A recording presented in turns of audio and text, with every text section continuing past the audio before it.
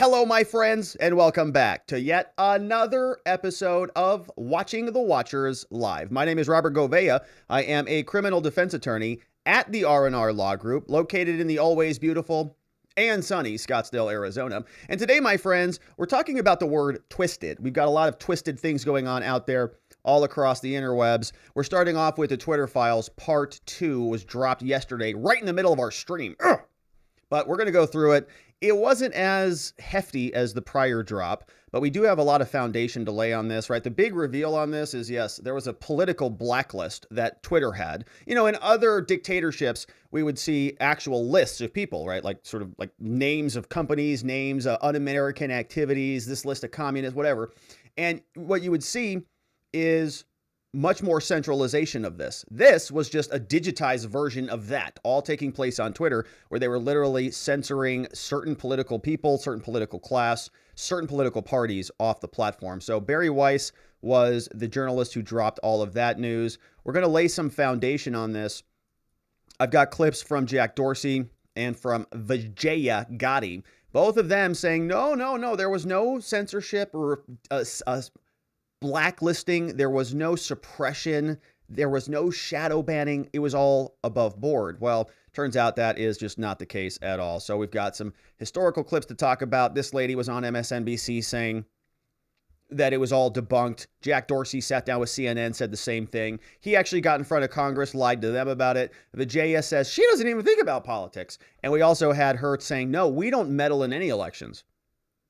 Tim Pool asked her and Jack Dorsey questions. That was, of course, on the Joe Rogan show.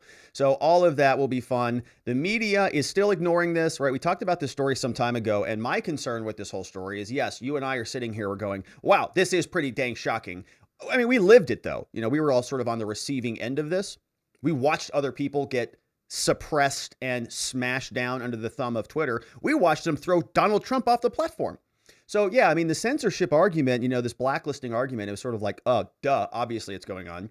But now, right, it is obvious. We can actually see behind the curtain. You can see the gears that these knuckleheads, these, you know, actually, I would say a lot worse than that, were doing in order to deviate the country from the truthful course. But the media is not covering that. And so even though we're doing cartwheels on Twitter saying, look at this, you know, it's a circus over here, the rest of the country, are they seeing it? The rest of the media is sort of keeping it in a bubble. So they're not covering it. Bongino called out the media. Of course, he was one of the individuals who was censored here. And we'll also take a look at Christopher Wray, because if Twitter was a gigantic influence operation where they were politically blacklisting people from oppositional political parties, what the heck do you think TikTok is? What the heck is YouTube? Right? Try to go search for Loudoun County grand jury and investigate and find anything that is from not a mainstream source. Shout out to Speech Unleashed for that tip, right? They just bubble up what they want you to see and everything else gets suppressed. We went through the whole grand jury and you can't even find it in search. Wonder why that is. They'd rather show you the 2-minute clip from local news. Okay. But Christopher Wray is now warning about TikTok. He's saying, yeah, look, you know, if Twitter, he doesn't say this, but obviously if Twitter is being used for partisan political purposes, what the heck do we think TikTok is being used for? Obviously not good stuff. So all of that will be in the first segment. Before we get to the second segment, where we're going to go through another motion. It's actually a notice, and it's a doozy. So this is the Proud Boys case, and I know a lot of people are sort of over J6. You know, they're kind of hearing about the stuff. It's like, you know, all right, enough already. This is horrific, okay? This is one of the most ridiculous things I've seen the government do, okay? There's a woman, her name is Adrienne, and she submitted what is a notice of intimidation, okay? So she went to her lawyer. She completed what's called a declaration, an affidavit, and she submitted it, and she said that government prosecutors, along with FBI agents, came to her house as she held her newborn in her lap and said, you better testify against the Proud Boys.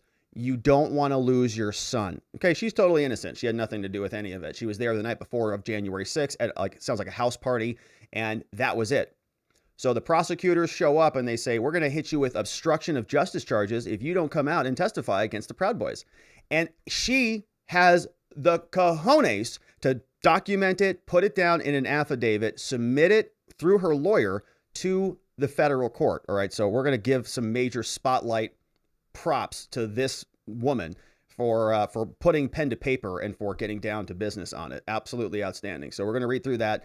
And then there was some more news that the DOJ, there's a proceeding taking place out there in DC, all under seal. It's about some of the investigation, some of the subpoenas that have come out from the special counsel are going over towards Trump. And apparently there was a hearing today, and the DOJ is asking for Trump to be held in contempt of court. So we've got a little bit of some J6 updates that we'll go through here today. And of course, if you want to be a part of the show, my friends, the best place to do that is over at watchingthewatchers.locals.com. We have an amazing community, and they are chatting away over there. Bonnie says, I'm not over what's happening to the peasants like me. No, it's good. I'm not over it either, Bonnie.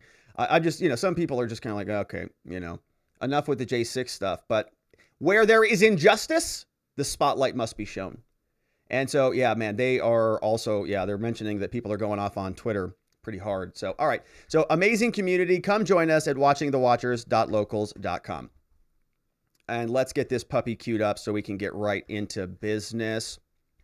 Twitter Files Part 2 released. Barry Weiss, the journalist on Twitter, dropping another tweet thread. We are going to go through it in detail today because the big takeaway is essentially what we all knew, that Twitter was censoring, blacklisting, suppressing, shadow banning, and doing all sorts of very sneaky things behind the curtains, like blocking people from search or sort of demoting your replies and comments. You go on Twitter, you click that, hey, there's a bunch of comments here, show more replies. Why are your tweets ending up there? It's to hide impressions, it's to silence you, it's to shut you up. And as we all know, Twitter, at least here in America, was where all of the political conversation was taking place.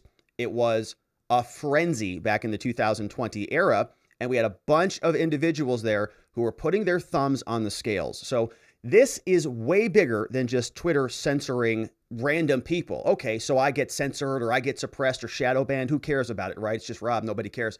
But what if it's somebody running for office? What if it's a Republican candidate who just announced, right? He actually wasn't a candidate before, so his account is a little bit questionable. Then he decides to announce. You pick a guy like Joe Kent or something like that, and he runs, and then Twitter applies the shadow ban. Twitter applies the suppression algorithm.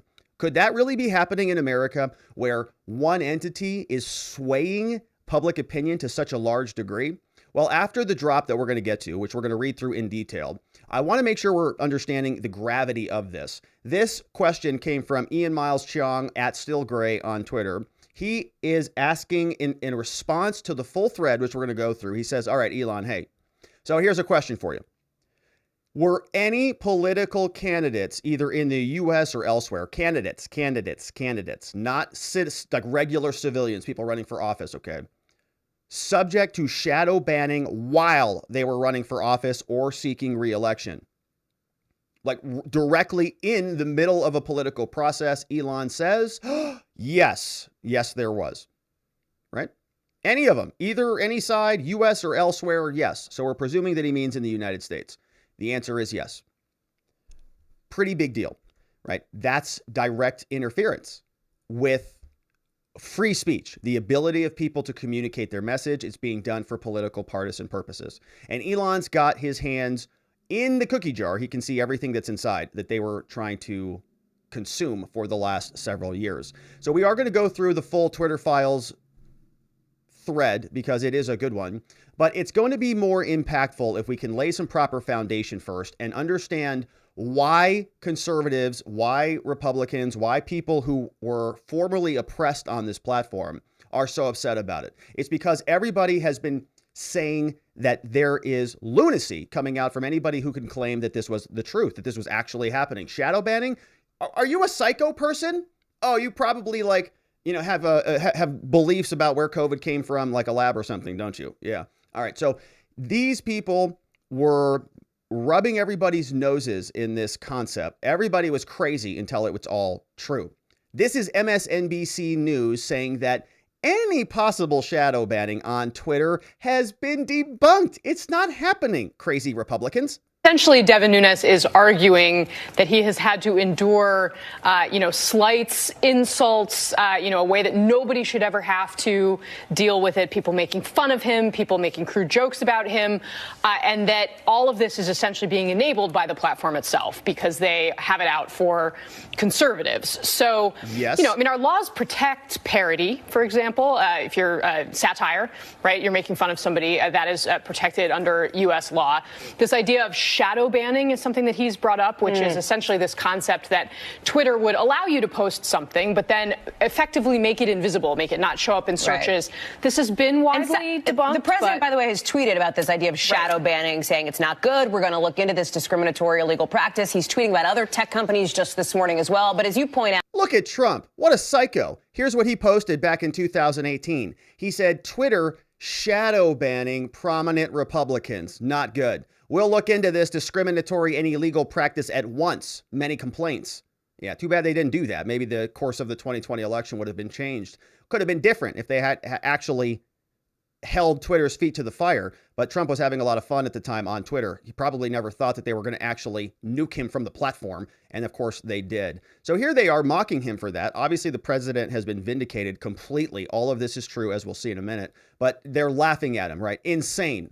This has been widely debunked. The president, by the way, has tweeted about this idea of shadow banning, saying it's not good. We're going to look into this discriminatory illegal practice. He's tweeting about other tech companies just this morning as well. But as you point out, Twitter's like, dude, not so much. Yes. I mean, this has been debunked by Twitter. They say that this is not something that they actively engage in. There was an incident where some prominent conservatives were not showing up in search. They claim that it was a brief glitch. But, Devin Nunes, I mean, he has really kind of gotten, if there is a theory out there about how conservatives are being taken advantage of by the deep state, by Twitter, Devin Nunes is right there for it. And he's just salivating. He's just so giddy about the possible opportunity that's just not even in reality, right? It's not even close to true. So they are just mocking, having a lot of fun with it, and the whole thing's kind of laughable.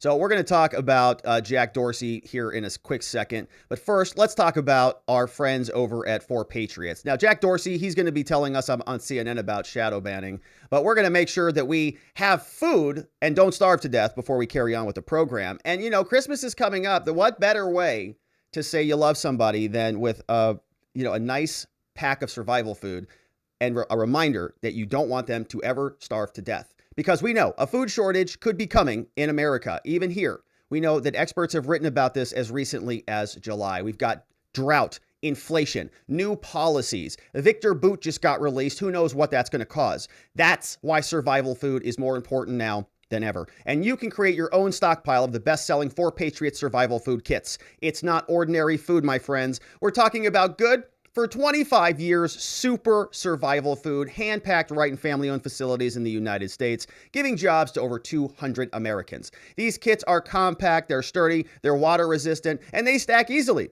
And we've got different delicious breakfast, lunches, and dinners, and you can make these meals in less than 20 minutes. All you need to do is add boiling water, simmer, and serve, and they are delicious. And right now, you can get 10% off your 4Patriots order at 4patriots.com using promo code Robert.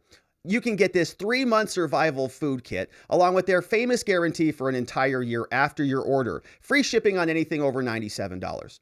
They're called 4Patriots because a portion of every sale is donated to charities who support our veterans and their families. And so you can go to 4patriots.com and use code Robert to get your 10% off and start building your stockpile today. Makes an excellent holiday present. You can just put it right under the Christmas tree, and everybody will rest sleepily and soundly knowing that they're prepared and you have taken care of them. All right, my friends. So let's see what Jack Dorsey has to say for us. He's over on CNN, and he's promising us, no, everything's great. No, it's Twitter? No, it's totally nonpartisan. This is Jack Dorsey on CNN, sitting with that old fella, Brian Stelter, who's no longer there anymore, promising America that everything that Twitter does is perfectly above board. Republicans got nothing to worry about. The president called you out for shadow banning. What is the truth around that idea? So I think a lot of the the statements behind the statement, the question behind the question is, look, shadow banning is a very widely defined term. There's not one single definition. So the definition that we found that seems to resonate with the most people is, not amplifying particular messages, or if someone puts out a tweet, hiding that tweet from everyone without that person who tweeted it knowing about it.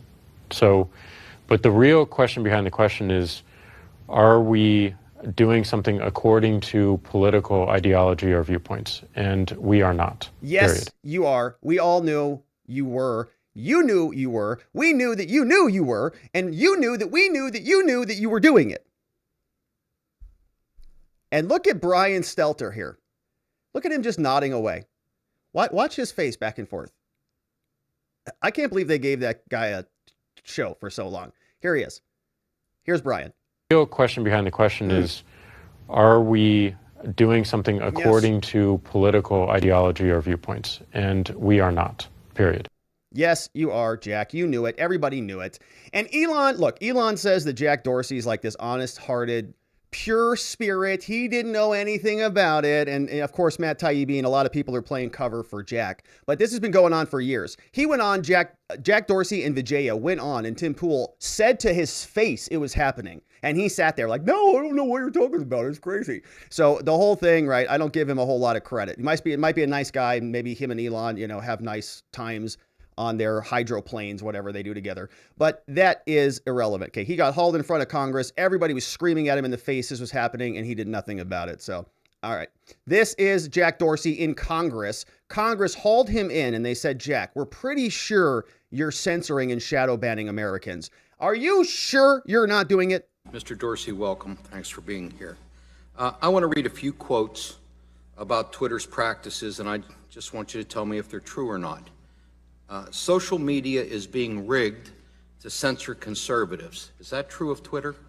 No. Yes.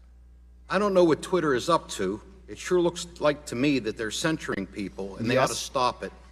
Are you censoring people? No. Yes, you are. Twitter shadow banning prominent Republicans. It's bad. Is that true? No. So these yes, are statements. It is. All right. So, of course, Mr. Doyle, everybody in Congress just sat there and they said, well, he's Jack. I mean, he said he's not, guys. So what do you want us to do? I mean, we can't do anything about it. What we're Congress. You want us to do something about this? Like pass some legislation or, like support free speech in America? The First Amendment?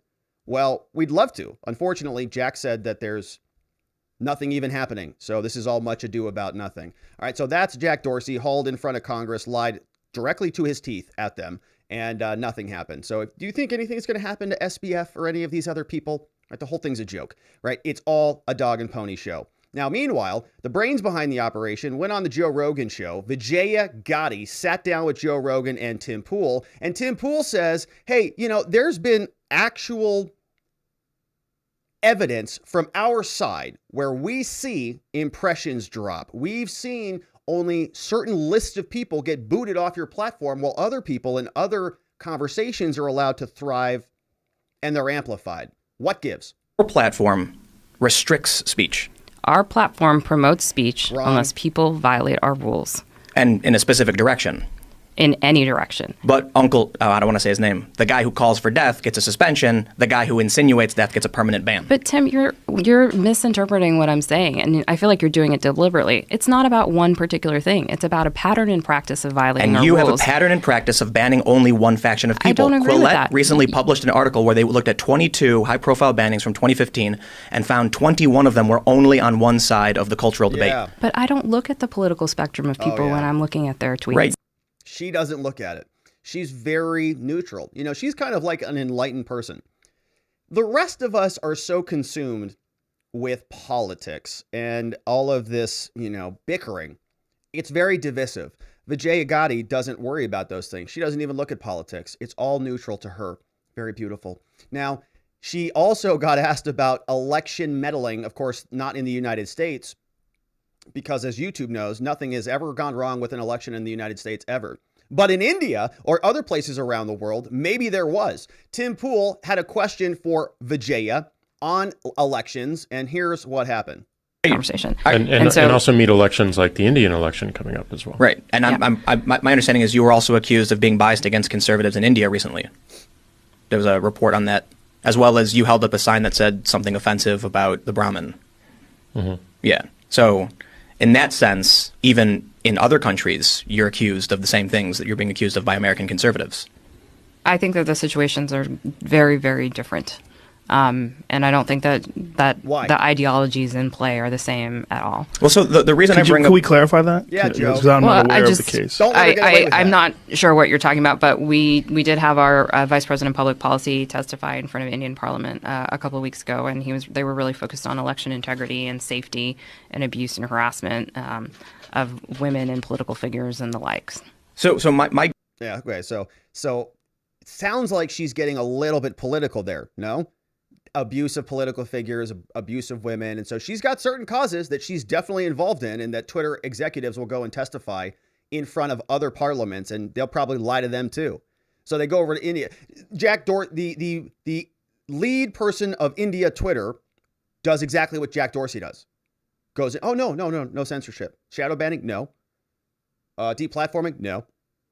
Oh, well, I guess that's it. Guess that's all that we can do. All right. And so they went on Joe Rogan's show, too, and they lied to all of America. So not only did they lie to Congress, they also lied to all of America, and they did it with a straight face for a very long period of time. So with that backdrop and understanding Elon's bigger, broader point here, that yes, shadow banning also applied to people running for office in America.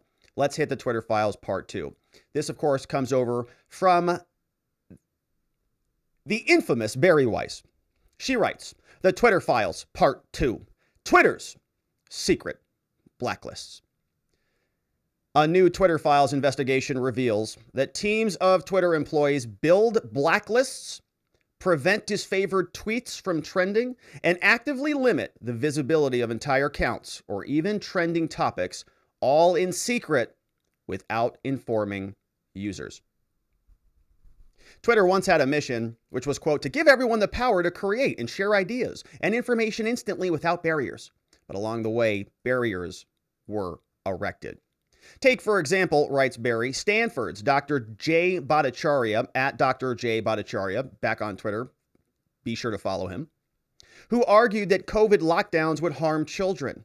Gosh, what an insane idea. Twitter secretly placed him on a, quote, trends blacklist, which prevented his tweets from trending. And you can see what this looks like here. So basically, it's like a Twitter backend. You know, you have a dashboard, you go into your bank account or something, you can see, you go into your Facebook, oh, my friends are over here, and oh, this is how I change my, profile or whatever. Well, they get a lot more access to all of your stuff. There's a sidebar panel that gives them sort of this info box, just kind of like what you see on the side of a Google or a browser when you search. Tells you the total number of tweets and comments, total number of followers. You've got how many, looks like were blocked, how many he's been blocked by, like a block percentage, a verified follower percentage. Very interesting stuff. Now it says active, so this user is in fact active according to their algo. And they also see that there is a recent abuse strike. So they're saying, oh, he violated the policy. He must have said that. Locking kids down in their homes is insane for 2 years. Insane. And they said, well, that's racist. And so they had to make sure that that was abuse strike applied. Now, he's also on the trends blacklist, so that if a bunch of people see an idea that Dr. J thinks, they think that's brilliant, that is true. I do hate the idea of locking my 5-year-old up for 2 years. Maybe that's going to set them back and they want to retweet his idea. Well, no, you can't, right? There's no possibility of him trending because he's on the blacklist. It's a political blacklist that's shutting up an entire person, but also a topic, right? It's content moderation and it's direct censorship of an individual. Strike count 0, tells you the other details from him. Absolutely reprehensible in America, but it was happening openly, and they were lying about it to all of us. Barry continues, she says, or if Dr. J's not enough, why don't you consider the popular right-wing talk show host, Dan Bongino, who at one point was slapped with a search blacklist. So if you go to search for Dan Bongino in Twitter, guess what? There's nothing to see because he doesn't show up in search. So they're trying to hide him from the users. People hear about him and they go, gosh, he sounds like a great guy. What a great idea. He had. Let me go follow him. Can't do it because Twitter shut him up. Now you see the same info panel with him. He's also got verified and active. Notification spike. He's causing a lot of activity. Search blacklist. So he also, right, you can't find him. Twitter blue verified. He's got multiple accounts. So they've connected him, through IPs or emails to multiple other accounts. They also say that he's an NSFW view, whatever that means. Traditionally, that means not safe for work. Don't know what that means. But SPMA was another strike count 0. And public enemy number 1, I'm presuming, is what Dan Bongino had on his account. I don't think Twitter labeled him that way. But he's still suppressed. He's still censored. And Dan Bongino, right, is somebody who was obviously extremely vocal. 3.7 million followers. Is that what that says he has? Holy moly. That's a huge voice. That's almost like it's free advertising to the other side if you're suppressing somebody who has a big reach. Disgusting. Barry continues. She says, Twitter also set the account of conservative activist Charlie Kirk to do not amplify, whatever that means. Okay, so we're still trying to understand the mechanics of the algorithms. And if this means that the entire count is suppressed, or if certain tweets are suppressed, or what other limitations are imposed upon this account. Another huge name on the right. Charlie Kirk, 1.9 million followers, founder, president, TPUSA, Turning Point, Charlie Kirk Show, tons of followers. He's got a recent abuse strike, for probably saying something truthful. Also notification spike, multiple accounts, do not amplify, whatever that means. Suppress one way, shape, or form. Another big name. So, you'd have to ask yourself, right, is this thing happening to everybody else? Like, is Howard Stern, or the equivalent, or whatever these people are, right? Are they being suppressed the same? Do they have do not amplifies? Not that we've seen. Barry says that Twitter denied that it does such things. We already played several clips of that when Jack Dorsey lied through his teeth to Congress. Similarly, when Vijaya said, no, I don't even think about politics. They obviously did. In 2018, Twitter's Vajaya, then head of the legal policy and trust, and Kayvon Bakor, head of the product, said, quote, we do not shadow ban. They added, and we certainly don't shadow ban based on political viewpoints or ideology. Both lies, right? All of them were lies. Now, what many people call shadow banning, Twitter executives and employees, they call it something different. So it means something different. It's called visibility filtering. Oh, VF. Multiple high-level sources confirmed its meeting. No. We don't shadow ban. It was a visibility filter. Love that. Yeah, and so it's like in criminal law, we wouldn't say something like our client choked her unconscious. No. We'd say something like he just gave her a throat hug and she went night-night. And we'd see if, let's see if that works. We can get that through to the prosecutor. Oh, no, it's not aggravated assault. It's just a friendly little throat hug. And she went night-night, right? That's what they're talking about, okay? Both of them are problematic. Now, it says that, think about this in a quote, one senior Twitter employee told Barry. Think about visibility filtering as being a way for us to suppress what people see at different levels. It's a very powerful tool. VF refers to Twitter's control over user visibility. It used VF to block searches of individual users, to limit scope of a particular tweet's discoverability, and to block select users' posts from ever appearing on the trending page, also from inclusion in hashtag searches. Totally blacked out. All of it done without users' knowledge. People just tweeting away. People think that they're still getting reach and that they're still connecting, and they're not. One Twitter employee confirmed, along with another Twitter, two of them, say, we control visibility quite a bit, and we control the amplification of your content quite a bit, and normal people do not know how much we do. That came from a Twitter engineer, and two others confirmed it. Now, the group that decided whether to limit the reach of certain users was called the Strategic Response Team, the Global Escalations Team, so SRT-GET, CERT-GET. It often handled up to, quote, 200 cases a day. But there existed a level beyond official ticketing, sort of like this undercover layer. Beyond the rank and file moderators following the company's policy on paper. That is, quote, the site integrity policy, policy escalation support. A lot of these fancy names. Known as the SIP-PIS over there at Twitter.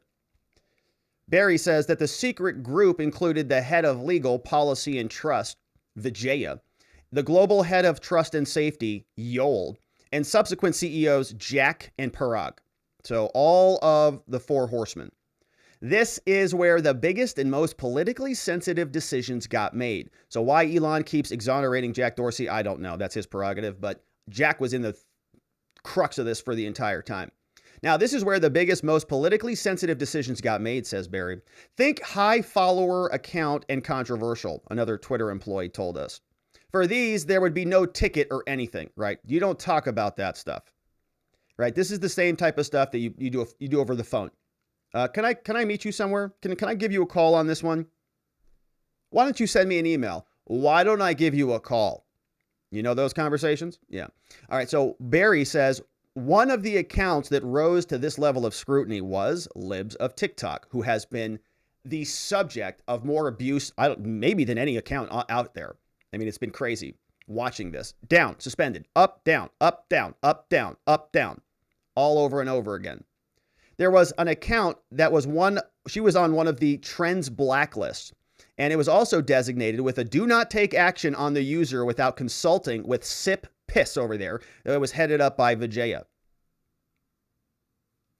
You can see it. Same back-end profile. Now, this one's even more interesting because this has a lot this is Libs of TikTok. Great follow. Definitely well worth it. And Libs of TikTok has a very vocal fan base. Okay, when the Libs account gets nuked, everybody gets very angry about this. Libs has been on Tucker, right? The whole conservative media goes bananas because it's basically not a policy violation. It's the most hysterical thing. She's basically taking their videos and reposting them. And so you get, some, crazy person in a kid's classroom who's talking about 35 different alphabet letters that are not in the actual alphabet. It's weird. I don't know what's going on, but she's just reposting their stuff and they absolutely hate it because it shows who they are and it makes them look like crazy people. And so it's just outstanding. Anyways, Libs has gotten blasted. You can see on strike count 2, also NSFW view. Maybe that means it's going to be triggering people on Twitter or something. I don't really know. But also a trends blacklist, and Libs of TikTok is trending all the time, right? Because it's hilarious content. Notification spike, recent abuse, and so on. But the big thing that really stands out here, right? We see a lot more data, which you get last access data, IP address. You can access all those IP addresses. You've got email accounts. You can access the email accounts up here. But at the very top, it says in a big sort of exclamation point notification warning. Do not take action on user without consulting with SIP-PIS, which is Jack Dorsey, Vijaya, Parag, and Yoel. That little entourage, that cabal of censors that were acting with nefarious purposes outside of the scope of really the rest of Twitter. Right? There are policies, it's all written down, everything else is written down.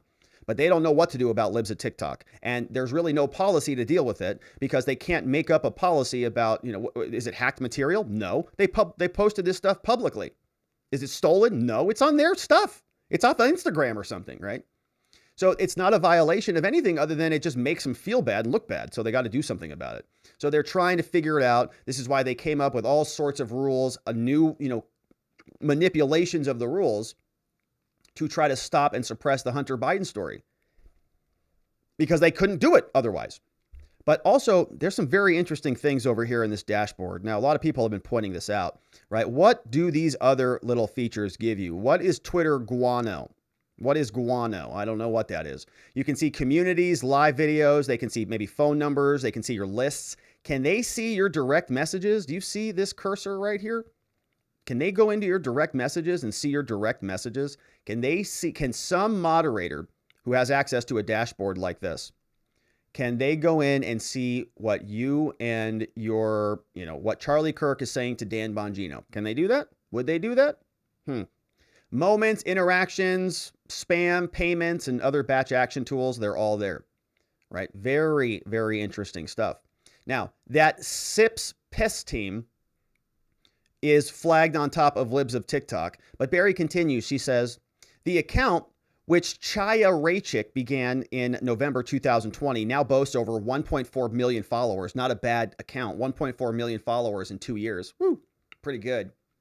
Says was subjected to 6 suspensions in 2022 alone. Each time she was blocked from posting for as long as a week.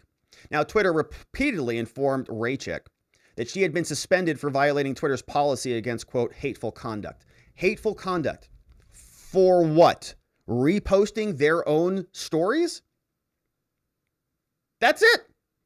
But in an internal SIP PIS memo from October 2022, after her 7th suspension, the committee acknowledged that Libs of TikTok has not directly engaged in behavior violative of the hateful conduct policy. You're kidding me. So there was not actually anything wrong about what Libs was doing? No, it was them. They were just finding justifications to do it. Here's the analysis from Twitter internal documents. It says the site policy recommends placing Libs of TikTok, who's 1.3 million followers, not verified, in a 7-day timeout at the account level, meaning not for a specific tweet. So nuke the whole thing.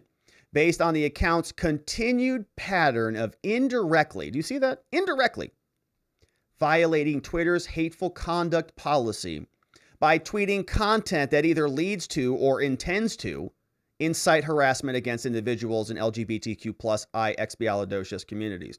At this time, site policy has not found explicitly violative tweets, which would result in a permanent suspension of the account. Oh, okay. So actually, there is no direct violation either. It's just your extrapolation of the policy. So they don't change the policy, they just change the punishment. They change the penalty. This type of enforcement action, says whoever this goon is, repeated 7-day timeouts at the account level will not lead to permanent suspension. However, should Libs of TikTok engage in any other direct tweet level violations of any of the site policies, we will move forward with a permanent suspension. Wow. So like, man, on the cusp. So if like Libs of TikTok is like, you know, walking a very, very fine wire here, tap dancing around in a minefield. And, you know, now I'm sure Libs of TikTok, this is a full-time job, a full-time career. This is kind of a move. This is a calling. This is a cause. This is a movement. And playing around with Twitter fire because she's following the rules. All right. Literally following the rules. There's not even a direct policy violation at all.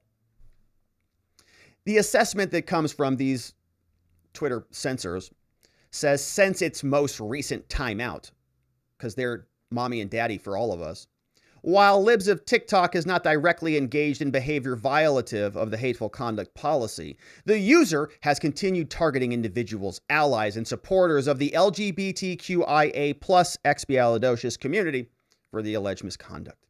The targeting of at least one of these institutions and so on, you get the rest of it. All right, so not even actually violative of anything. Still censored, still on the verge of losing her entire account. Why? Because she's effective and because they don't like the message.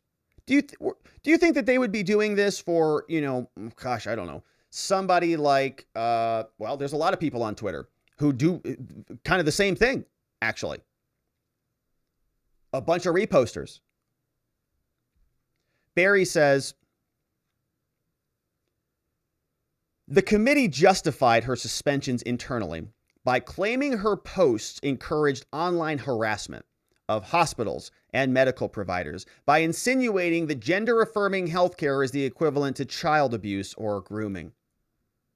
Now compare this to what happened when Raychik herself was doxxed on November 2022. A photo of her home with her address was posted in a tweet that garnered more than 10,000 likes. And when Raychik told Twitter that her address had been disseminated, she says Twitter report responded with this message. They said, we reviewed the reported content and didn't find it to be in violation of our rules. No action was taken. The doxing tweet, still up.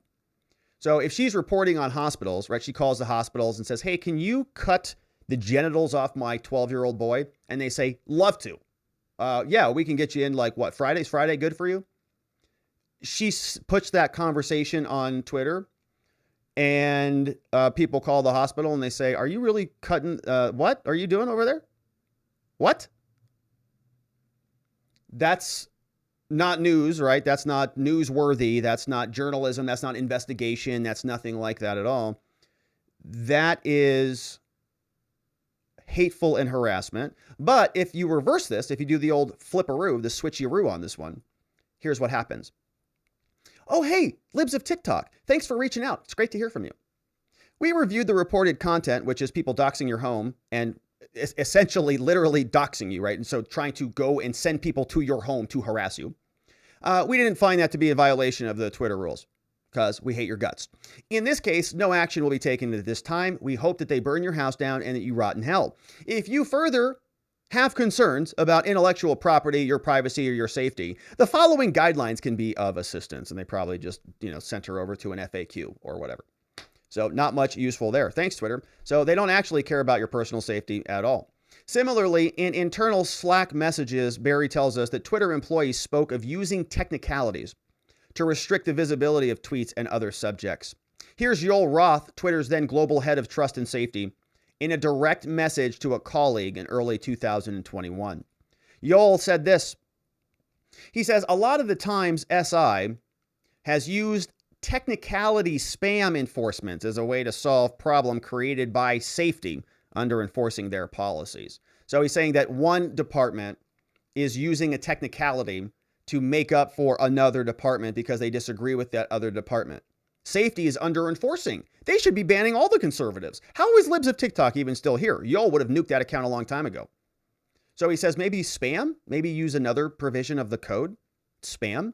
Okay, it's like if you're driving home from a bar or a restaurant and you have an officer sitting there and he says, well, I'd really like to pull that person over. Did they do anything wrong? No. Weave within the lane? No. Speed? No. Wide right turn? No. Following too close? No. Oh, anything we can get them on? Oh, I know. How about a license plate light? Oh, perfect. We'll pull them over for a license plate light and we'll do a full DUI investigation, search the car, and we'll get everything that we want. Yoel's doing the same thing. Finding a reason to support enforcement, making it up as they go along, which again isn't a problem per se, but it keeps us from addressing the root cause of the issue, which is our safety policies need some attention. Yeah, right. So very upset that he can't just nuke everybody. 6 days later, in a direct message with an employee on the health, misinformation, privacy, and identity research team, Roth requested more research to support expanding, quote, non-removal policy interventions like disabling engagements and de-amplification and visibility filtering, right? So literally suppressing people. Yoel is here. He's got asterisks in his message. Yoel says, one of the biggest areas I'd love to research support on is non-removal policy interventions like disabling engagements and de-amplification or visible filtering. It's called shadowbanning, all right? It's the same throat hug analogy. The hypothesis underlying much of what we've implemented is that if the exposure to, for example, the misinformation directly causes harm, we should use remediations to reduce that exposure and limit the spread virality of the content. That's a good way to do that by just reducing the prevalence overall. And look what Yoel says. Yoel says, yeah, we got Jack on board with implementing this for civic integrity in the near term. So Jack's in on it. But we're going to need to make a more robust case to get this into our repertoire of policy remediations, especially for other policy domains. So I'd love researchers' point of view on that. Would just absolutely love to get that done. Just love it because he'd have a lot more power and control to manipulate the platform. But Jack's on board. Jack's right in there. He's literally on board for implementing this soon. Now, Yoel says that the hypothesis underlying much of what we've already implemented is that exposure to misinformation directly causes harm. Okay, so just seeing something like Dr. Jay Bhattacharya might have posted about we don't want our 5-year-olds to lose 2 years of their lives by being locked at home. That exposure or libs of TikTok explaining that, the 12-year-old will be, castrated or whatever, is a giant batch of misinformation, and that knowledge alone can cause harm. So where that happens, we should use remediations that reduce the exposure, shut it up, shadow ban it, and limit the spread. Virality is a good way to do it. Jack on board, and Jack is implicated. Barry says there is much more to come on this story. It was reported by others at the Free Press. Stories unfolding at a new website, so go follow the Free Press at thefp.com. Barry says that the authors have broad and expanding access to Twitter's files. The only condition that we agreed to was that the material would first be published on Twitter. And we're just getting started on our reporting. Documents cannot tell the whole story here. A big thank you to everyone who has spoken to us thus far. If you're a current or former employee, please send us emails, tips@thefp.com, and watch Matt Taibbi for the next installment. And it looks like Taibbi, let's see if he has anything new for us. Yeah, he certainly does. Looks like he's dropping stuff right now, as a matter of fact. Literally started a couple minutes ago. Whoa, we've got a whole new thread here. This is the removal of Donald Trump. Woo, woo. We've got it right here, folks. All right, so let's update the title here on the program. Twitter Files 3. Political blacklist and Trump removal. We've got a new one.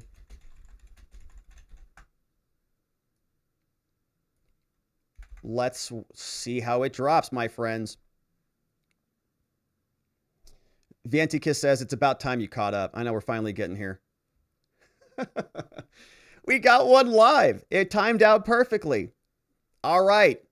The Twitter Files, Part 3. The removal of Donald Trump, Part 1.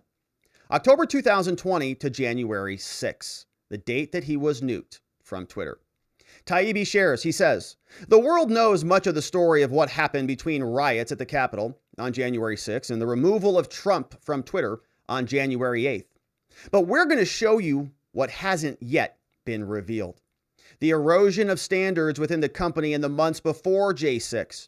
Decisions by high-ranking executives to violate their own policies and more against the backdrop of ongoing documented interaction with federal agencies.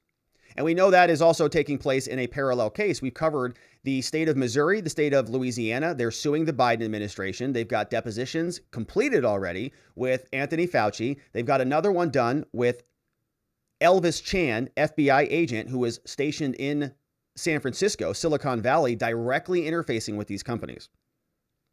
The first installment covers the period before the election through J6. But tomorrow, Schellenberger Michael is going to be detailing the chaos inside of Twitter on January 6. So we're scoped out here only on the pre-J6 events. On Sunday, Barry Weiss will reveal the secret internal communications from the key date of January 8th. Oh my gosh. It's going to be a 3-day extravaganza. It's going to be a bonanza. The first installment today, J6. Tomorrow on Saturday, January 7th, and on Sunday, January 8th. Is it Christmas already? Did Christmas get here early? Matt Taibbi continues. He says, whatever your opinion on the decision to remove Trump that day, the internal communications at Twitter between J6 and J8 have clear historical import. Even Twitter's employees understood in that moment that it was a landmark moment in the annals of speech. At 16:26:48 on January 6th, one Twitter employee said, is this the first sitting head of state to ever be suspended? Yeah, I mean, there were all sorts of other literal dictators who were left on Twitter. But because Trump said the word fight and he had questions about an election, he was the worst person on the entire platform who was a head of state, and he was removed. Yeah, it was. Taibbi says, as soon as they finished banning Trump, Twitter executives started processing new power. They prepared to ban future presidents and White Houses, and perhaps even Joe Biden.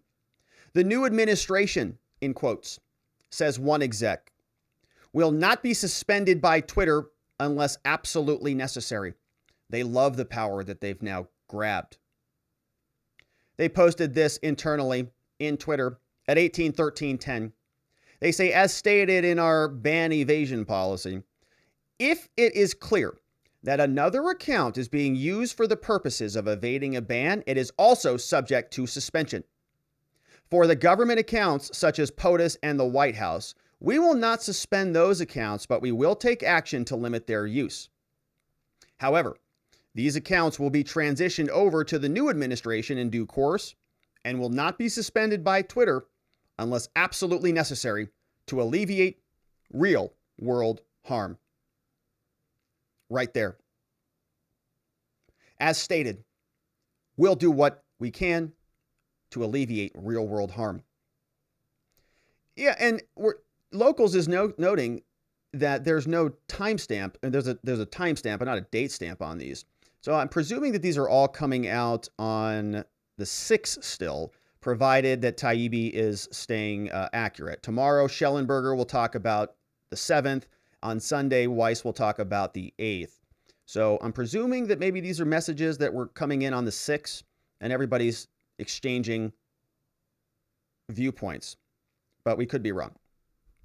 Taibbi continues, he says, Twitter executives removed Trump in part over what one executive called, quote, the context surrounding the actions. Actions by Trump and supporters, quote, over the course of the election and frankly the last 4 years. This guy's super agitated.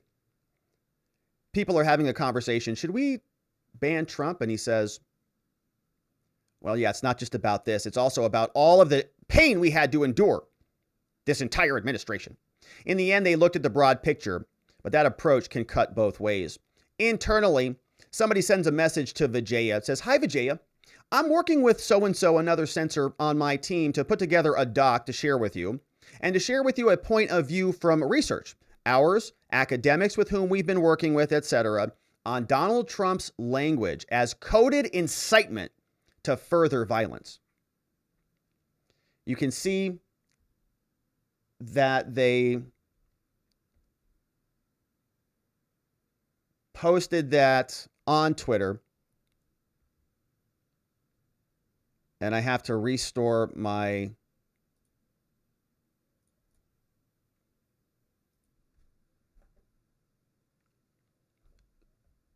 screen so it's better there. The response after Vajaya receives that message is as follows. Actually, this is a second message. So they say that Donald Trump's language as coded is incitement to further violence. In the meantime, here's our quick take. The decision on whether to pull that particular tweet or to use that as a last straw for Trump depends on many factors, including 1, the overall context and the narrative in which that tweet lives. We currently analyze tweets and consider them at a tweet-by-tweet basis, which does not appropriately take into account the context surrounding. You can use the yelling fire into a crowded theater example. Context matters, and the narrative that Trump and his friends have pursued over the course of this election, and frankly, the last 4 years, must be taken into account when interpreting and analyzing that tweet. And 2, the larger question is around our moral imperative and decision as a company, which user sentiment should not drive based on number 1. Some other censor loser and I believe his tweet does violate our rules when taking that historical context plus current climate into account. So they're very upset about this. They're like, man, we've been abused by this guy. Man, he's been tweeting for 2 years, 4 years, 6 years. We can't take it anymore. This is enough. And so they've got a research of academics, and they say Trump's language is coded incitement to further violence. Okay. Taibbi continues. He writes, the bulk of the internal debate leading to Trump's ban took place in those 3 January days. However, the intellectual framework was laid in the months preceding the Capitol riots. Before J6, Twitter was a unique mix of automated rules-based enforcement and more subjective moderation by senior executives. As Barry Weiss reported previously, which we just read through, the firm had a vast array of tools for manipulating visibility, including shadow banning, including do not amplifies, including do not trends, and so on. Most of which were already thrown at Trump and others pre-J6. But as the election approached, senior executives, perhaps under pressure from federal agencies, with whom they met as time progressed, increasingly struggled with rules and began to speak of VIOS as a pretext to do what they likely would have done anyways. Meeting with federal agencies, perhaps under pressure. Perhaps is the word. Don't have any direct evidence from Matt on that one. But we do know that Elvis Chan was meeting with the senior executives at tech companies in Silicon Valley. Taibbi continues. After January 6, internal Slack show Twitter executives getting a kick out of intensified relationships with the feds. Here's a clip from Trust and Safety. The head of them, called Yoel, lamenting a lack of, quote, generic enough calendar descriptions to conceal his, quote, very interesting meeting partners. Okay, so Yoel, the guy who would just love to see all of the new enforcement mechanisms brought into his toolkit, he's on Slack, internal company message. Yoel says, it happens. I'm a big believer in calendar transparency. Somebody must have missed a meeting or something. But I reached a certain point where my meetings became very interesting, he says, to people, and there weren't enough meeting names generic enough to cover them. Anyway, let me know. Probably has to reschedule or something. Right, so that's probably what it was. Yoel gets a message. Hey, Yoel, love to meet with you about censoring a bunch of conservatives. Want to see if you're available on Wednesday. Are you there? He says, as you can see, I'm blocked out on that day. And the person responds, I saw you were blocked out, but it says, I can't see what it is. It says sort of like non-defined. So I just wanted to make sure that you were actually not available. And he says, yeah, I put it on there. And he says, oh, I'm sorry for the mistake. He says, it happens.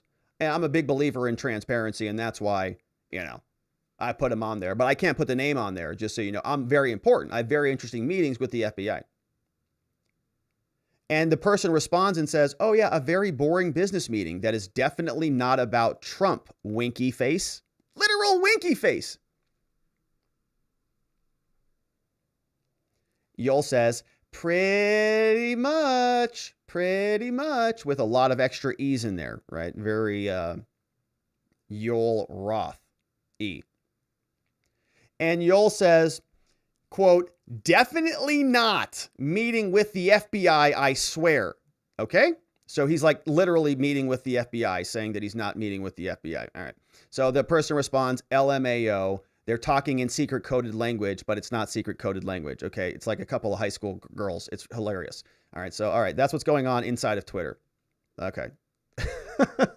Now, it just keeps going. Taibbi says, these initial reports are based on searches for docs linked to prominent executives whose names are already public.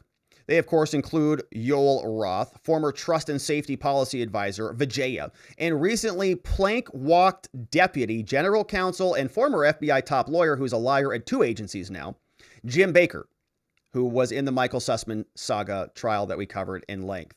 So what they're doing is they're just searching for these people's names, and they're reading through their records. So they're just like skimming from the surface. There's a lot more to go here.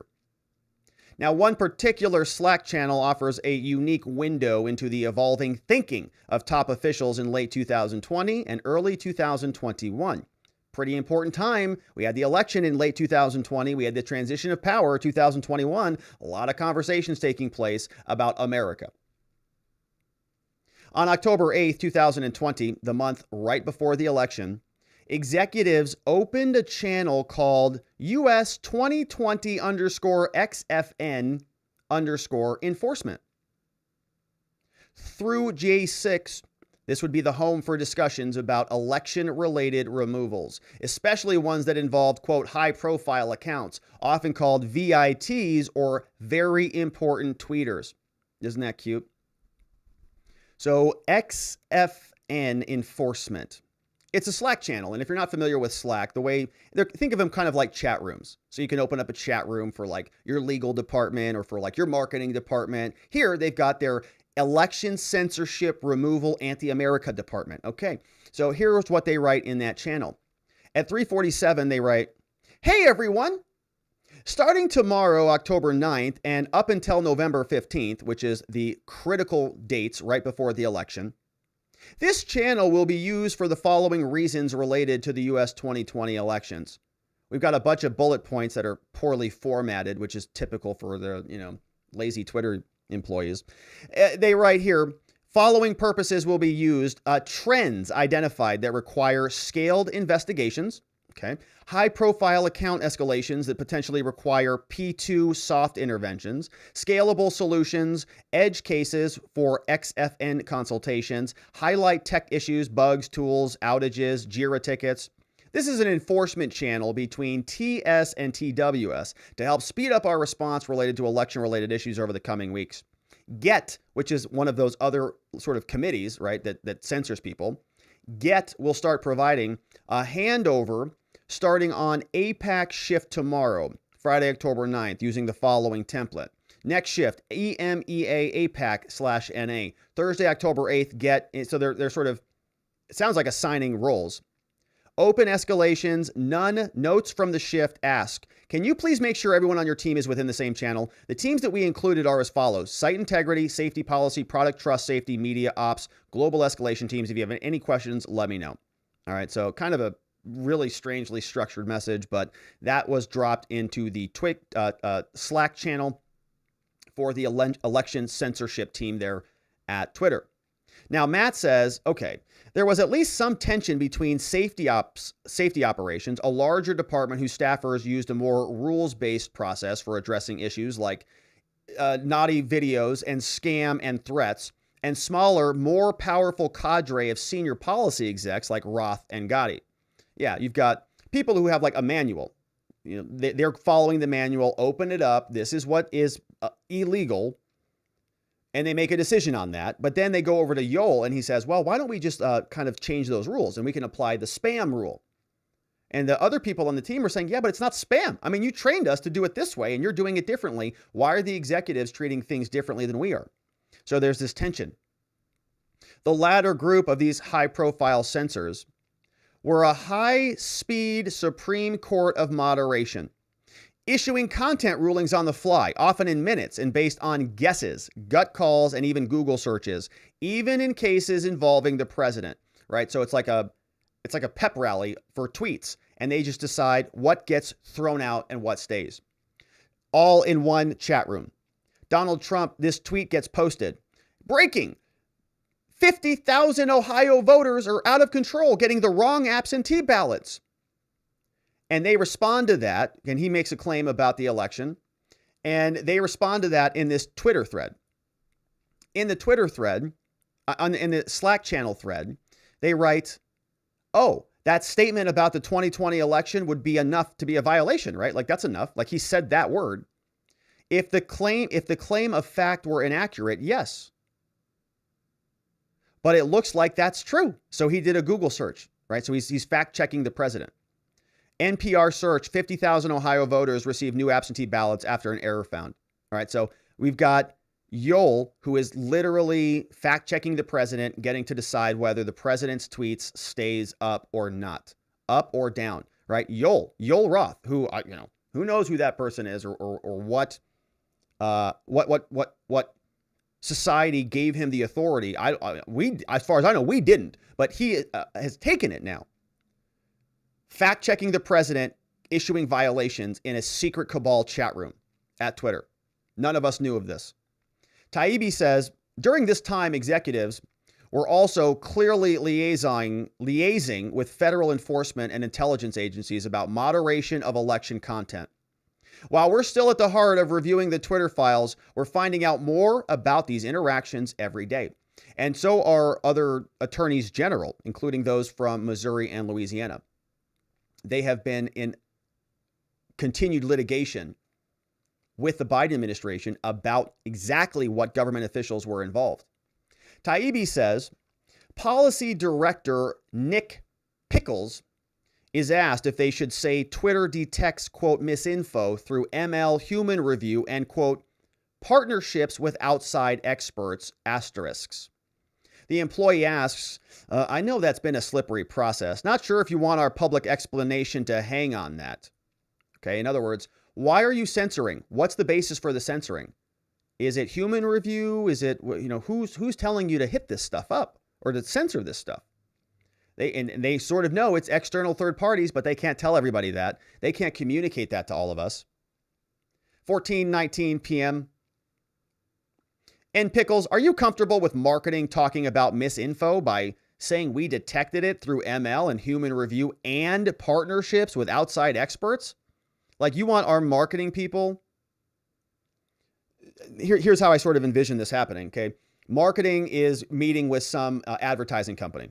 Advertising companies, we're concerned about our brand being tainted by dangerous speech. And they say, oh no, don't worry about that. We have a very robust misinfo policing platform that we think a lot of people care about. And maybe a lot of advertisers care about it or not. I don't know. But I mean, I've never once thought about that in advertising. I'm concerned about other messages on other free speech platforms or whatever. Anyways, you get the point. So they're saying marketing is now putting this robust packet together that they're going to send out to everybody. And one of the bullet points about why Twitter's so great to advertise on is that we've got external partners who help us with our moderation. Are you sure you want us to talk about that? Because we both know who those outside experts are, okay? It's not another company. We're not outsourcing this to Amazon's web services or something, right? It's called the FBI. They're the outside expert. Somebody says, I know that's a slippery process, so I'm not sure if you want our public explanation to hang our hat on that. We don't want marketing blasting that all over the place in their conversations. So Nick Pickles, who looks like this, says, can we just say partnerships? Let's just say partnerships. We don't have to say it's the FBI. So he says, for example, not sure we describe the FBI, DHS as experts or some NGOs that aren't academic. Let's just call them partners rather than the FBI. Sounds a lot better. Pickles asks if partnerships works.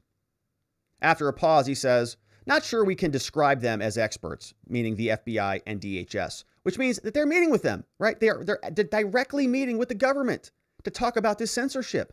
That's the government becoming an actor. It's the government taking this action by putting their thumb on the big tech companies. It's direct censorship from our own government, which is a violation of our constitutional rights. Matt continues, he says, this post about the Hunter Biden laptop situation shows that Roth not only met weekly with the FBI and the DHS, but also with the Office of the Director of National Intelligence. And back during this time, right, this would have been Trump's ODNI. We have a bot that is dropping some sort of a message, bot application. And so maybe Yoel is submitting a form. So something that you can do in Slack a lot of the time, and we do this at our office, is we have different apps that work into Slack, right? So like if you go over to Process Street, for example, or if you go over to a form stack or something, you can actually submit a form on a Google form and have it pop up a notification in Slack, right? Because maybe you don't want people to just use Slack haphazardly just for whatever loosey-goosey chats that they might want to send. You want only updates that are properly formatted through a form. So that happens here. Yoel submits a form and an application pops up into the chat. It says, Yoel R has checked in, Yoel Roth. Here's what they said in the form. What's new since your last check-in, right? It's a form. Hacked materials exploded. We blocked the New York Post story, but then we unblocked it, but said the opposite. Then we said we unblocked it. And now we're in a messy situation where our policy is in shambles. Comms is angry. Reporters thinks we're idiots. You are. And we're refactoring an exceedingly complex policy 18 days out from the election. In short, FML, which means F my life. Weekly sync with the FBI, DHS, DNI regarding election security, meaning they met again. This is outstanding. So apparently they've got this, there are some companies that and some tech sort of development methodologies like Scrum where you or Agile. There are these different like working methodologies where you have to provide updates, right? Give us an update. Check in. What's the latest? Keep everybody in the loop. And so this guy's sort of pouring his heart out. It's like a live journal or something. FML. FML. My life's really hard because I'm terrible at my job. You are responsible for every one of these consequences, idiot. So why are you effing your life? You did it to yourself. You shouldn't have blocked the story.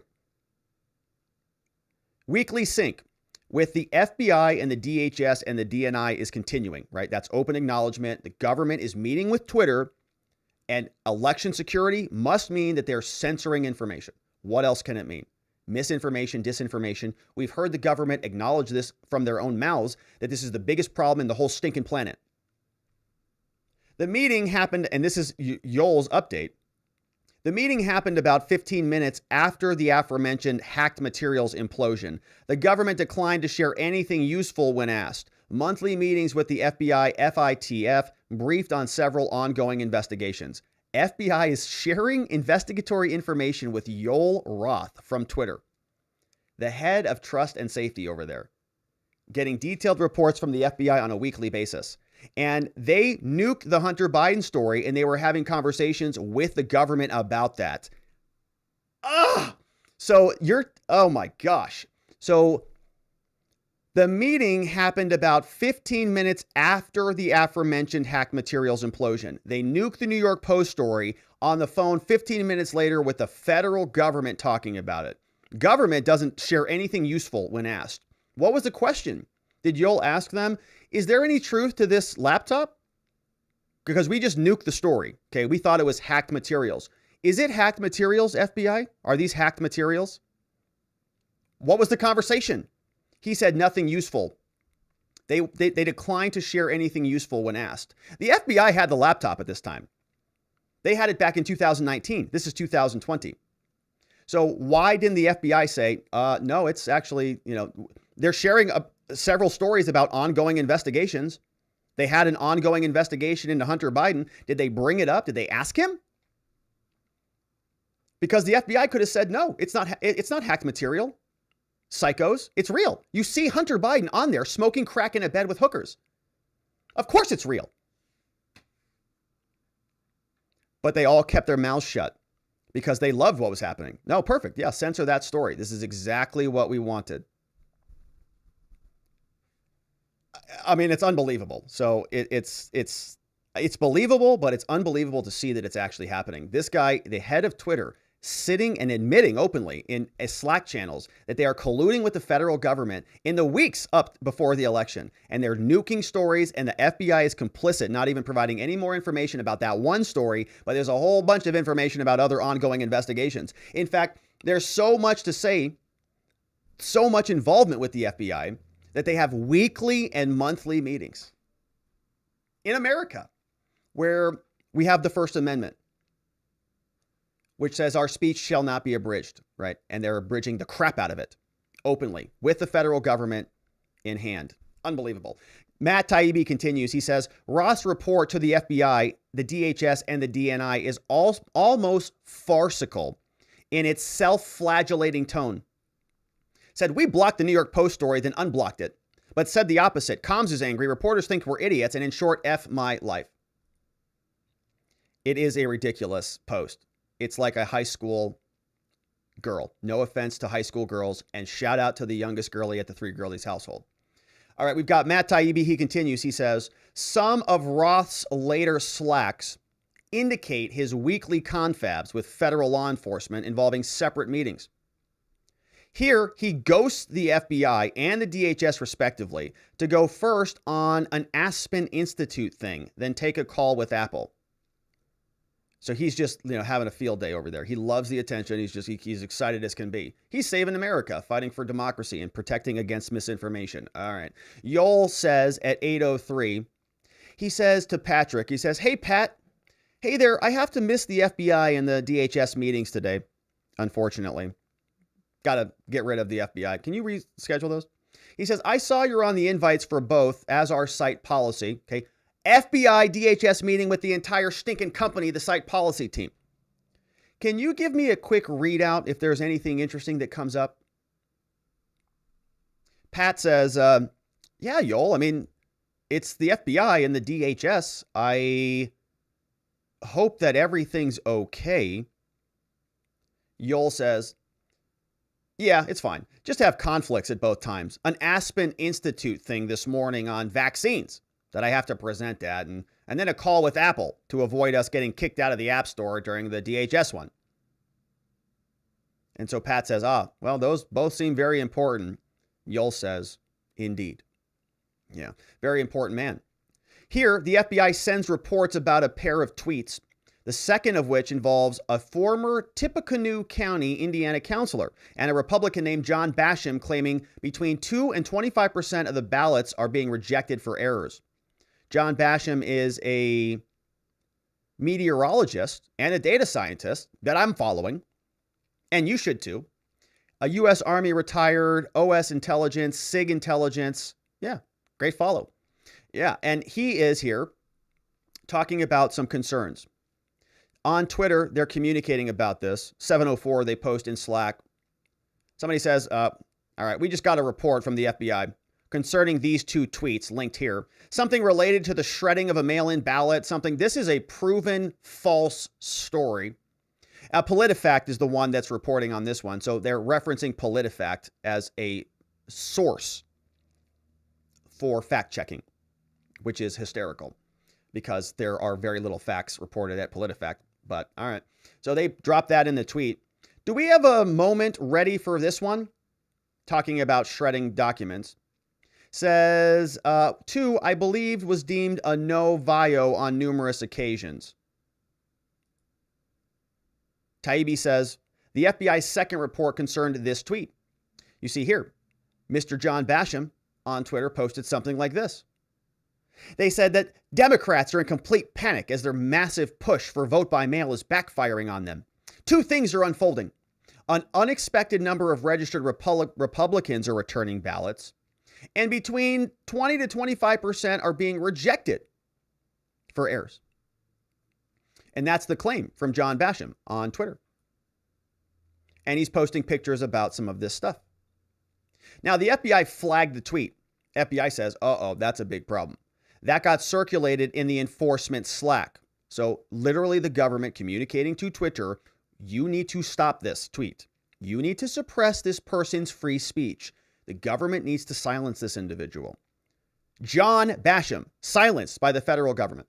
Twitter cited PolitiFact to say that the story was proven to be false, then noted the second story was already deemed to be no vio. The group then decides to apply a, quote, learn how voting is safe and secure label because one commenter says it's totally normal to have a 2% error rate. Roth then gives the final go-ahead to the process initiated by the FBI. He says, well, I think we can use the mail-in voting label for this one as is. That's all we need. So we're not going to censor him. We're just going to mislabel him. We're going to just slap our context label on there. Matt says, examining the entire election enforcement Slack, we didn't see one reference to moderation requests from the Trump campaign, not from the Trump White House and not from Republicans generally. We looked. They may exist. We were told they do. However, they were absent. Here, didn't see anything from the Republicans. But in one case, hang on, that was 27.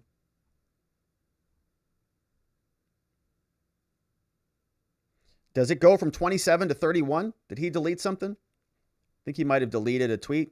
27, is there 28? I don't think there is. So it goes from 27 to 31. He tells us that there may have been some other incidents. In one case, former Governor Mike Huckabee joke tweets about the mail-in ballots for his, quote, deceased parents and grandparents. Look at Mike. He's a nice guy. He's just joking, man. He says, stood in the rain for an hour to early vote today. When I got home, I filled in my stack of mail-in ballots and then voted the ballots of my deceased parents and grandparents. They vote just like me. Trump 2020. Hashtag I voted. right? It's a joke. It's a joke. So let's see what Twitter did, freaking out. So that inspires a long Slack message that reads like a Titania McGrath parody, which is just an outstanding parody account, by the way. Also well worth a follow. Let's see what she's up to here. Okay, yeah, she's well worth a follow. She's very... Yeah, here she is. A great post from Titiana McGrath. She says, the idea that there are biological differences between trans women and cis women is transphobic myths.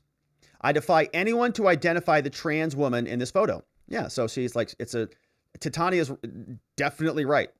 Yeah, some very astute observations over there. So Matt says, go follow Titiana McGrath. Says, I agree it's a joke, concedes one Twitter employee, but he's also literally admitting in a tweet a crime. So Twitter employees are like, we could technically execute him for that, though. Maybe we should call the FBI. Yo, you meet with them, don't you? Can you report this crime from Mike Huckabee? He's voting for his grandparents. Taibbi says, the group declares that Huck's, quote, an edge case. That tweet's an edge case. Okay, this one's a close call. Stood in the rain to send my dead grandparents and grandparents their ballots into the mail. Look at this guy. What a monster. I feel unsafe that this tweet is still up. Actually, I'm even looking at that screenshot. So Huckabee is an edge case. And though one notes, we don't make exceptions for jokes or satire, they ultimately decide to leave him be because, quote, we've poked enough bears. These people are so monstrous. They've already, right? They're literally, like, they know, they're using this game. It's almost like a game. How far can we go? How far will they let us go? Can we go to Trump? What happens if we go to Trump? We got some of the doctors, some of the COVID doctors. We got some of Trump's people. We got Bannon. We got Alex Jones. We got, what else is out there? Oh, what about Kayleigh McEnany? Okay, she's a press secretary. She's in the government, but I mean, she's part of Trump's entourage. Can we get her too? We've got her too. Should we take out Libs? Libs is too close. Should we take out Huckabee? It's too close. It's an edge case. Let's save some of that juice for a bigger fish. Taibbi says, that could still mislead people. It could still mislead people, the humor-averse group declares before moving on from Huckabee. Here's what the message looked like from the internal Slack.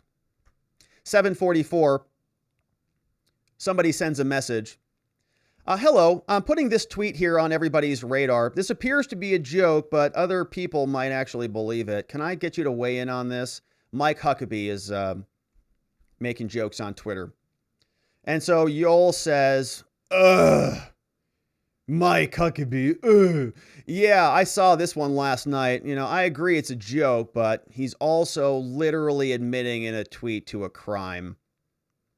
Somebody says, yeah, could still mislead people. I mean, but although misleading, in my opinion, I don't think that it can unduly influence an election, but it could still mislead people.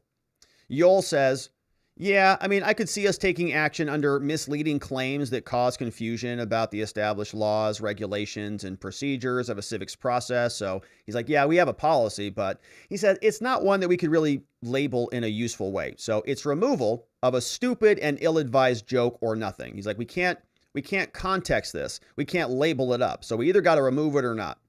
So I'm inclined maybe to not remove without a report from voting authorities. So like maybe he should call the FBI again, given that it's been a while since he tweeted it and virtually all of the replies I'm seeing are critical and counter speech, right? So everybody's, in other words, the marketplace of ideas is addressing the problem, right? You don't need some psycho censor like Yoel to go in and put his thumb on everybody's neck.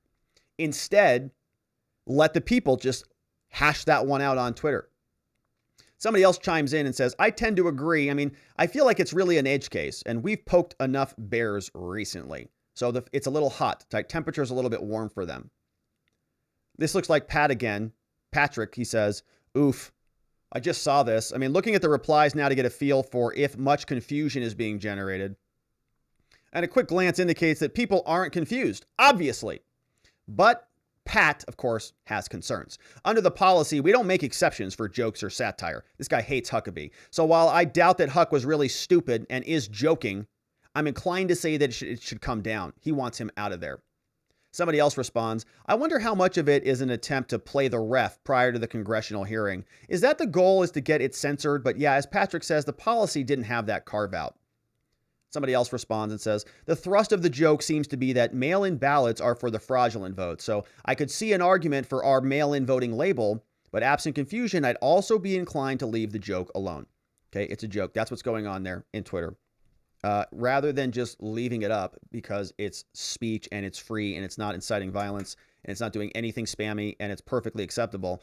You have, I wonder what this conversation cost, right? That's why Elon fired literally everybody, because this is what was going on in their Twitter accounts, in their Slack channels. I'm sure he just walked in there and he said, let me just look at the Slack channels. Let me just see all the Slack. He doesn't have to go anywhere else in the company or talk to anybody. Just says, make me an admin account on the Slack channel and let me see what's going on. And then he just said, okay, yeah, for sure. 90% of you, you're gone. You're gone. Because he's looking at this. This is what they're arguing about all day. All right, Mike Huckabee's jokes. That's a joke. All right, so Titiana McGrath, a great follow. Back over to Matt Taibbi. He says in 33, he says, Yoel Roth suggests moderation. Even in this absurd case, he says it could depend on whether or not the jokes result in confusion. This seemingly silly case actually foreshadows serious issues later. In the docs, execs are often expanding criteria to subjective issues like intent. Yes, a video is authentic, but why was it shown? Orientation. Was a banned tweet shown to condemn or to support, or reception? Did a joke cause confusion? This reflex will become key in J6. So in other words, what they're saying is,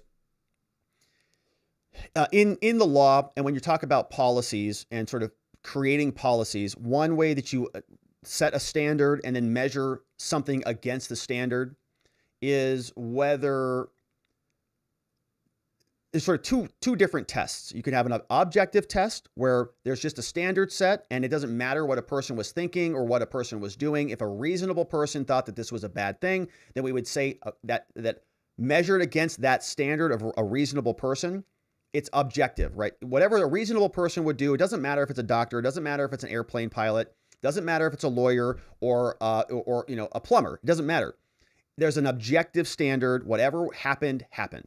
There's another standard called a subjective standard, and it matters what's in the mind of the person. And we don't use a lot of subjective standards in the law because it's kind of difficult to say what's in a person's mind. But sometimes you'll mash these two things together, and it turns like self-defense is one of these things. Like, what would a reasonably objective person in that position do? Here, though, they're trying to use the subjective intent. What was that person thinking in their mind? It's better to have a regular standard. Did this incite violence? No. Then it stays. Then it's up. It's free speech. This is America. But here they're saying, well, if the video is authentic, like if the Hunter Biden smoking crack video with hookers in his bedroom, if that's authentic, then that may be allowed under the policy because it's not hacked materials. But the question is subjective. Why was it shown? Oh, it's because they wanted to make Hunter Biden look bad. And so therefore we need to find a reason, right? We're measuring it subjectively. Orientation. Was it shown to condemn or to support? Is this a pro tweet or a negative tweet? Or did this cause confusion, right? How did the joke land? So they're making up policies as they go along. Matt gives us another example. He says that Twitter employees prepare to slap a mail-in voting is safe warning label on a Trump tweet about a postal screw-up in Ohio before realizing the events took place, which meant, it's accurate. So this tweet came in from ABC News 13. Nearly 50,000 voters got the wrong ballots. Do you feel safe mailing in your ballot? Trump said no. And so they have a conversation about this. Yoel says, oh, great. He posts this. He's very upset. He saw Trump's tweet. And he says, Trump just posted these two tweets and he linked them. Not sure what the process is, but are we expected to do the policy comms write up for this? Somebody says, we better wait until Yoel wakes up. He's the only person who really has authority on this. Yoel comes back in and he says, I've been on vacation, everybody. I've been on paid time off, so I'm not 100% up to speed on this. My understanding in both cases is that the events took place and that the commentary by POTUS is his opinion related to these real events, so there wouldn't be any labeling or action on our side. Wow. He's saying it can stay up without any labels. He says, yeah, those are factually accurate. Somebody else says at the bottom, thanks for clarifying. So Yoel is very disappointed that they can't nuke that tweet, but unfortunately, it's true. And that is the final post from Matt. Let's see if he dropped any others. We have some more. Very well done on speed is the title of the next tweet. They say that Trump was being visibly filtered as late as a week before the election. In these clips, senior executives didn't appear to have a particular violation, but they still worked fast to make sure that a fairly anodyne Trump tweet couldn't be, quote, replied to, shared, or liked. All right. They literally censored the president a week before the election. All right. Censored him. Here's what that looked like. Trump says big problems and discrepancies with mail-in ballots, must have the final vote total on November 3rd. And they say some or all of the content shared in this tweet is disputed, and it might be misleading about an election or other civic process. Learn more. Therefore, this tweet you can see on the bottom can't be replied to, shared, or liked. So in other words, this is a dead tweet. All right. Trump posted this. Presumably nobody saw it. It's October 26, 2022. The election hasn't even happened yet. Can you not talk about elections and whether or not they're being conducted properly in the months before? Are you not allowed to do that in America? I thought you were allowed to do that in America. But Twitter said no, the sitting president was not allowed to do that. They disagreed with it, and they shut his mouth up. They shut him up, the president, a citizen of this country, on Twitter. Now, they had a big conversation about this where they were all probably, glad-handing each other, very excited about this. They wrote, what's the team's recommendation? They share a Google Doc with us. They say, all right, thank you. We agree. I agree with the recommendation. Flagging right now with leadership, giving its POTUS. So his team sends this over to Yoel. Yoel defers it down to the rest of the, interns. Can you guys figure out what to do with this? They say, nuke him. He says, perfect. I agree. Let me run this up the flagpole to Vijaya and to Jack. He says, I'll set up a call. Can we use a new doc per the P2 review? So copy all of the stuff in the first document, send it over to a different document. Okay, yeah, I'll include that in our playbook after. They send over the new document, right? This is the new Google Doc. I wonder if that link is still valid. And you would, I'd be curious if somebody tried that, if that link is still valid. But EDI approved. EDI approved down there at the bottom. That sounds good. So that means go. That means go. Yeah, nuke them. Add the context label. We love it. All of that is submitted, and Twitter moves quickly. The group is pleased with the Trump tweet and that it's dealt with quickly. Yoel is here, and he continues. It's been approved. We can eliminate everybody. Let's inform the stakeholders and move forward. Somebody says, did you still want to do a call? He says, no, can skip pager duty too. It happened too already. We'll be talking to everybody involved. I'm going to go apply the EDI now. Is there a thread already with comms, etc.? Like, does comms know? Do the other team know about this? Drafting it up now. Okay, email has been sent. Somebody in red responds. You can follow the colors, so we all know who Yoel Roth is. Blue responds. You still want to do a call? Yoel, no, we can skip. Blue responds. Okay, I'm drafting up another document. Blue says email sent, and then purple red comes in and says, very well done on the speed, folks. What this is all designed for, and a huge positive for this platform. Very excited. Well done. Got the president censored in basically record time. An amazing job. All from with inside Twitter.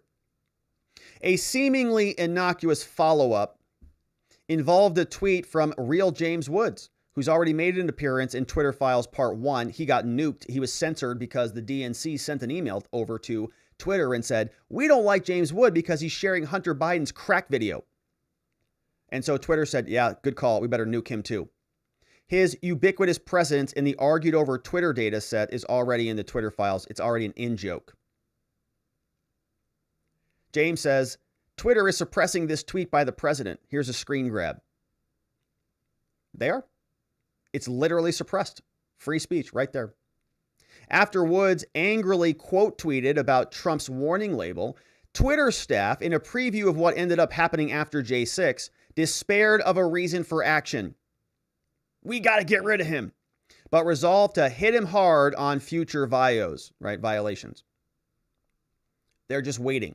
They're just putting all of these in the back drawer because they are so angry at James Woods. They're going to drag this out and they're going to hit him big time. The conversation in Slack, October 27th. Light Blue says, considering the PV2 bug outs this weekend regarding James Woods being so over the strike limit that our tools won't even work on him, they've been striking him left and right. They say, I'd suggest we action him for something worth the fiasco rather than this screenshot, since we don't have a firm policy basis for action on his account. They can't get him. They're like, can we get him for this? He's making us look so stupid. So somebody in red responds, yep. Are you fine letting this one lie, Blue? Can hit him hard on future bios with a firmer basis. They're all just plotting to silence other people. Taibbi continues. He tells us that here a label is applied to a Georgia Republican Congresswoman, Jody Hice, for saying, quote, say no to big tech censorship, and saying, quote, mailed-in ballots are more prone to problems than in-person ballots. It's just common sense, she said. Right, and that's her opinion. Rep. Jody Hice shared this tweet. Twitter doesn't want you to see this tweet by Tom Fitton. Say no to big tech censorship. Guess what she got for that message, or he got? Censored. Yeah, right there. He got a label there. Stay informed. Learn how voting by mail is safe and secure. Right. And so, yeah, he got the little moderation label on there too. Is it really free speech? Are you really free to say something if everywhere you go you have this little monster on your shoulder saying the opposite of everything that you say? You say, I like pizza. And they say, well, pizza is fatty and very bad for you and you shouldn't have it. It's got a lot of oil and it's a lot of carbs and it's really not that healthy for you. It's like, well, okay, well, can you shut up, please? Because you're interfering with my ability to speak freely. Kind of what's happening here. Except Twitter is doing this to elected politicians and American citizens, and it's not a conversation about pizza. Matt Taibbi says, Twitter teams went easy on Hice, only applying a, quote, soft intervention, with Roth worrying about a wah-wah censorship optics backlash. So the most dramatic cisgender hyper-privileged white male in all of Twitter is now mocking free speechers as wah-wah censorship. The man who can't even start really speaking about anything without clarifying his orientation and identity. Bizarre. But he's blaming people who care about free speech in this country as wah-wah censors. Just wah-wah, kind of mocking them like little babies. Now, let's see what he says in this Slack. Light purple, pink, says, Devil's Advocate here. Pink says, the quoted tweet still shows up with the EDI, and the actual content that the representative says is lower level. It says, quote, more fraud with mail-in ballots than in person is much more of a legitimate statement, even if scale is minuscule. So you've got Pink, who's kind of fighting for this. I think I'd just lean towards putting an MIB soft intervention on this rather than the full EDI. Yol says, I agree. Pat says, yep, I agree on that too. I think going too far down the rabbit hole of labeling critical speech, i.e. critical of our handling of this case, is dangerous. True. It becomes a self-reinforcing wah-wah censorship cycle. Yeah, well, you guys were actually censoring Yol. That's why we're all crying about it, because you were literally impinging on and violating our constitutional rights. Conlon is also, Patrick, he says, I'm currently responding to Judicial Watch's whining to public policy. I regret nothing, but I'm happy to iterate what rules they violated. Judicial Watch, Tom Fitton over there. Nice organization. And they are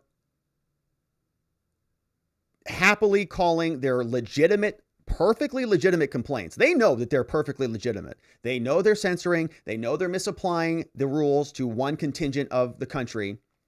But when Judicial Watch complains about it, it's whining. That's who's in charge over at Twitter. Now, Taibbi continues. In 41, he says, meanwhile, there are multiple instances of involving pro-Biden tweets warning Trump, quote, may try to steal the election that got surfaced, only to be approved by senior executives. This one, they decide, quote, just expresses concern that mail-in ballots might not make it on time. All right, so if Trump comes out and says there are problems with mail-in ballots, but Biden comes out and says Trump is lying about that, right? Trump's gets the marker, but Biden's doesn't. Here is what Elijah Daniel posted. Daniel said that this is so disgusting and terrifying. They're going to try to steal the election. You have 1 week. If you haven't voted yet, don't mail, drop it off, or vote early. If you can't vote, make sure your family is. Unless they're Trump voters, just let them forget. So don't let the Trump voters vote. Get everybody else out there. Vote, hashtag vote them out. So this was when Chief Justice John Roberts was swearing in Amy Coney Barrett. You can see they're doing the social distancing crap October 27, 2020. Right? That's when the balance of power changed from Ruth Bader Ginsburg to Amy Coney Barrett. Left freaked out about it. So they talk about this on Twitter. Elijah Daniel, that comment is, hey team, can I get your opinion on this? He literally just said they're going to steal the election, right? And this was in October, way before the election even took place. He says, don't tell your Trump supporting families to vote. This is an edge case with commentary encouraging voters not to vote by mail. I believe we should label it, says Light Blue, who's pretty reasonable, because that would at least be consistent, right? Like it would be consistent. Like if they're going to have one policy where they just label everything about ballots, like mail-in ballots with a get the truth about mail-in ballots, at least that would be consistent. It would be asinine, but it would still be consistent. So Blue wants to be consistent and apply it to him, just like they applied it to Trump. But Pat Conlon, who played a long con, says, I think I'd not bother with labeling this one. It's still encouraging people to vote, but it expresses the concern that mailed ballots might not make it in time, which seems fair this close to the election date. Still encouraging people to turn in their ballots in person or to vote in person. And Light Blue says, okay, thank you, Patrick. So, major double standard. One's okay, one's illegal and has to be nuked. 42, they write that even the hashtag, quote, steal our votes, referencing a theory that a combo of Amy Coney Barrett and Trump will steal it, is approved by Twitter brass because it's, quote, understandable. And it's also a reference to a U.S. Supreme Court decision. Somebody posted this named Dumbass Genius on Twitter. Rick says, check with your local USPS folks to see how the slow mail is. Also, find out when mail-in ballots must arrive in your state, but mostly vote ASAP. Trump and his new Amy Coney Barrett SCOTUS will try to steal our votes, so our numbers have to be huge. And he's retweeting a tweet from somebody named Jeff Bennett. Said that postal delivery times have dropped again. Yeah, because it was the middle of a pandemic and they shut the whole stinking country down.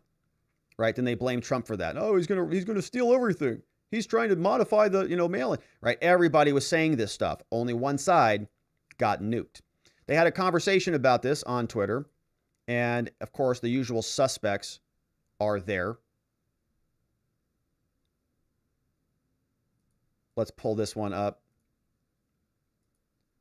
here. Says, hi team, Red. Can I get a second opinion on this? I'm leaning towards labeling it. Roth responds, I'm not seeing the violation here. Patrick Longcon says, I wouldn't label it. I think that it's encouraging people to vote, but to be realistic, that a mail-in ballot might not make it in time. Red says, Oh, perfect. Thanks, Yoel and Khan. I was wondering about this part. Trump and his new Amy Coney Barrett SCOTUS will try to steal our votes, right? That specifically, that you guys forgot to read.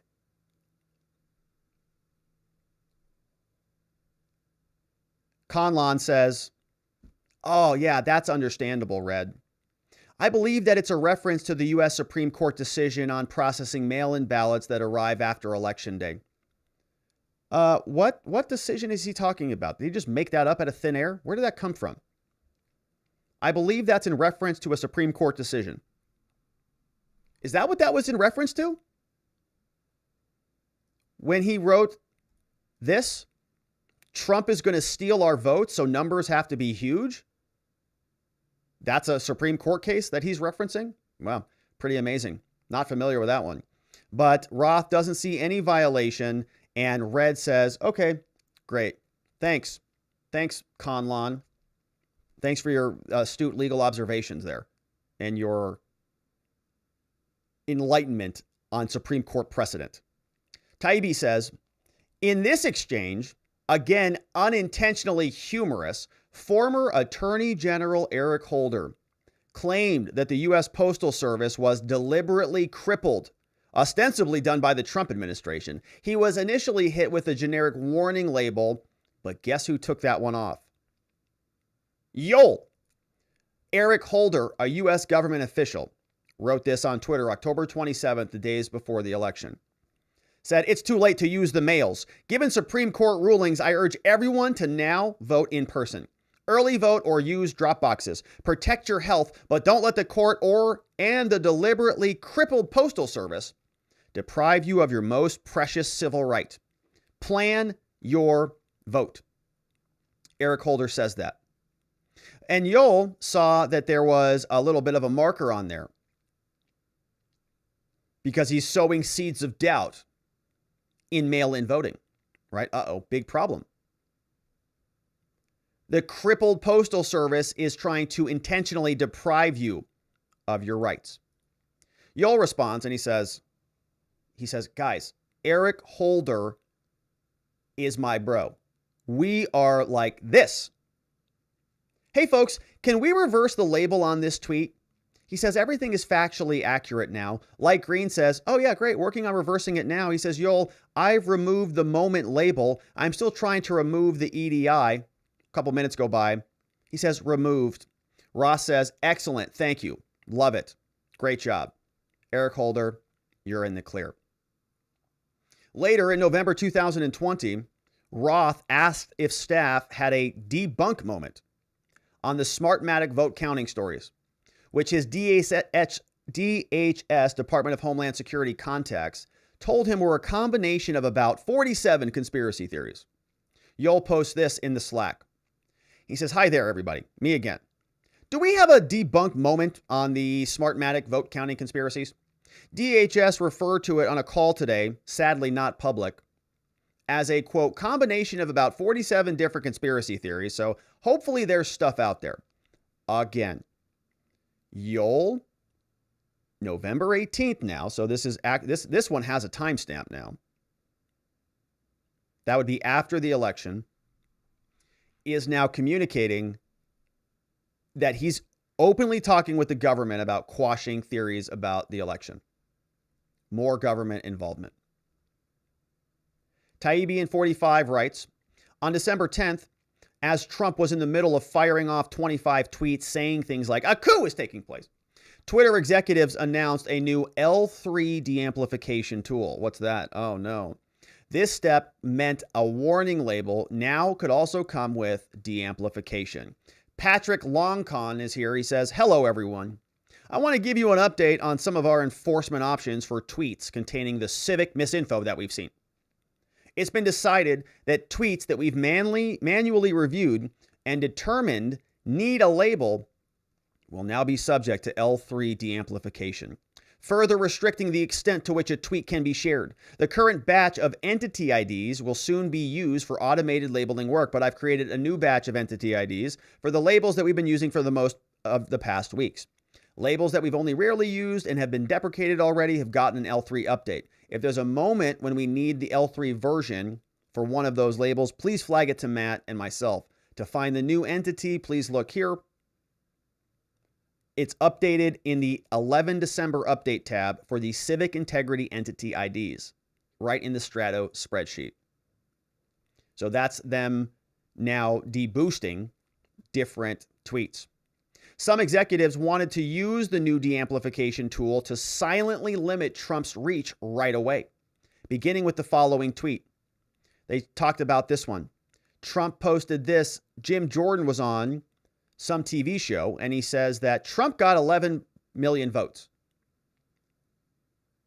And in the video, there must be some message, which we can't play the video. This is just a screenshot, but it's a clip from Newsmax, and right below it, it says, stay informed. There's a claim about election fraud, and it's disputed. However, in the end, the team had to use the older, less aggressive labeling tool until the L3 entities went live the following morning, so they're moving quickly. Yellow says, hey, thanks, LongCon. Should enforcement with the new entities start now, or should it wait until the policy officially goes live tomorrow? Conlon says, good point. Let's start enforcement tomorrow per the morning PST. That'll save the APAC crew from having to do it, and the Dublin office will only have to change things towards the end of the day.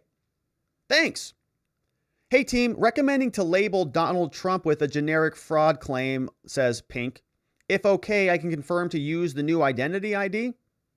Conlon says, let's use the old one for the generic fraud claims. We won't use the L3 entities until tomorrow morning by San Fran time. Copy that. Thank you. All of that working towards banning Trump. Now, Taibbi says that the significance here is that it shows that Twitter, in 2020 at least, was deploying a vast range of visible and invisible tools to rein in Trump's engagement long before J6. The ban will come after other avenues are exhausted. And they continue to do that.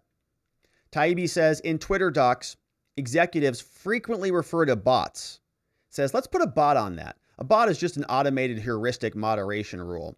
It can be anything. Every time a person in Brazil uses green and blob in the same sentence, action might be taken. So sort of like automated rules. Bot application P01 DM9 is now activated. And they're still dropping tweets. And so we'll see what Matt still has for us as this continues on. But my goodness, very interesting that he's dropping all of these right back to back. And I'm not sure how much more he's got or what else he's going to get to today. But my goodness, some whoppers in there. And it is sort of surprising, but not a surprise. The fact that they are so heavily leaning on certain individuals that are actually in office is quite shocking. So we'll keep doing the refresh on these drops that come out. But while we have a quick break, let's jump on over to the super chats. I saw some of those come in here, my friends. Thank you for those. Andy P is here. He says, if you're here, can you make time explaining 47 U.S. Code 230 is and what it is not? Seems like a lot of the media is trying to debunk Section 230. Well, yeah, I mean, to be honest with you, there is a Section 230 case that's working its way through the Supreme Court right now that is probably going to define a lot of that for us. I mean, the Section 230 code is not really clear. This is why there's a lot of problems about this. There is a case right in front of the Supreme Court right now, and we talked about it briefly this week. Josh Hawley filed an amicus brief. They're trying to figure out what it means, honestly, and how far it goes. Andy P says, shout out to AJ of the Y-Files YouTube content, great conspiracy content, class act host. Say hello Thursday night stream. Tell him that Jake sent you. Well, shout out to the Y-Files on YouTube and shout out to AJ over there. I'm not familiar with the content, but I do love great conspiracy content. No doubts about that one. We saw another super chat just came in from Matthew Bell. He says, it's too bad that a lot of people don't really care much about all of this coming to the surface. Blatant evidence. Thank you for all your work, Robert. You're doing an excellent job as always. Well, thank you, Matthew. I appreciate you being here and sending in the super chat. I agree with you. You know, I think this is, it's so shocking and reprehensible that it's almost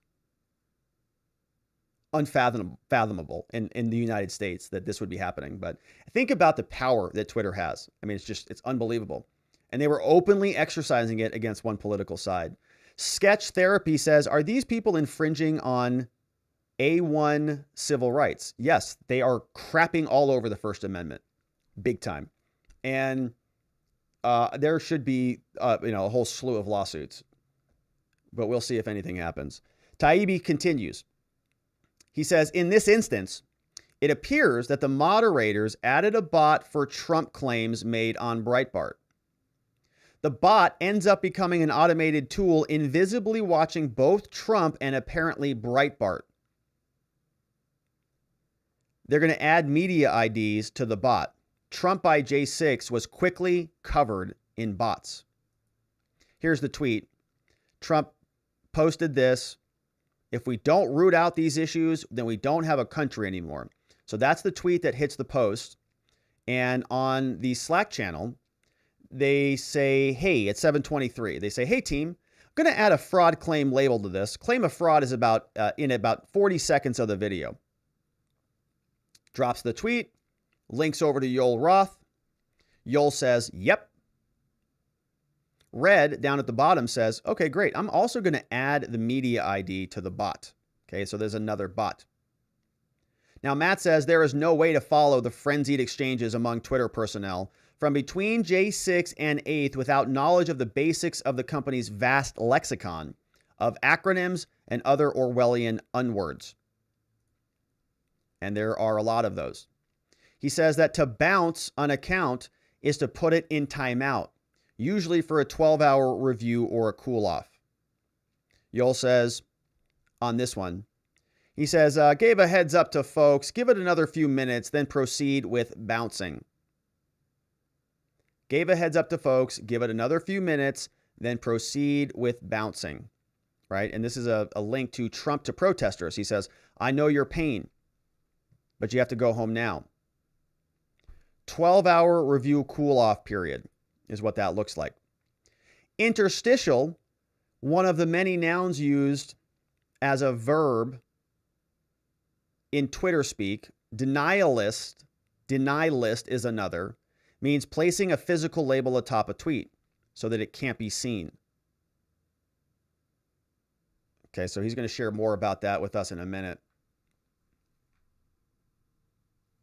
Andy P. sends in the super chat. He says, did you ever check out the silent weapons for quiet wars? I DM'd you on Twitter about it. It was a manual discovered in 1986 in a surplus IBM copier. No, I've not heard of that, but I'm copying and pasting that right now. Thank you, Andy P. I'm not familiar with that. If you send it in a DM, I don't know what I did with that, but I found it here on archive.org, and I also found it on Amazon.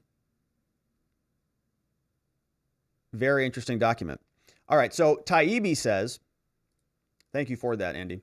Taibbi says, interstitial, one of the many nouns used. He says that P2 also has multiple meanings, one being public interest interstitial, right? That is he says the post below, a covering label for public interest reasons, right? That's probably the label. The post below references the proactive V, proactive visibility filtering. Let's look at this.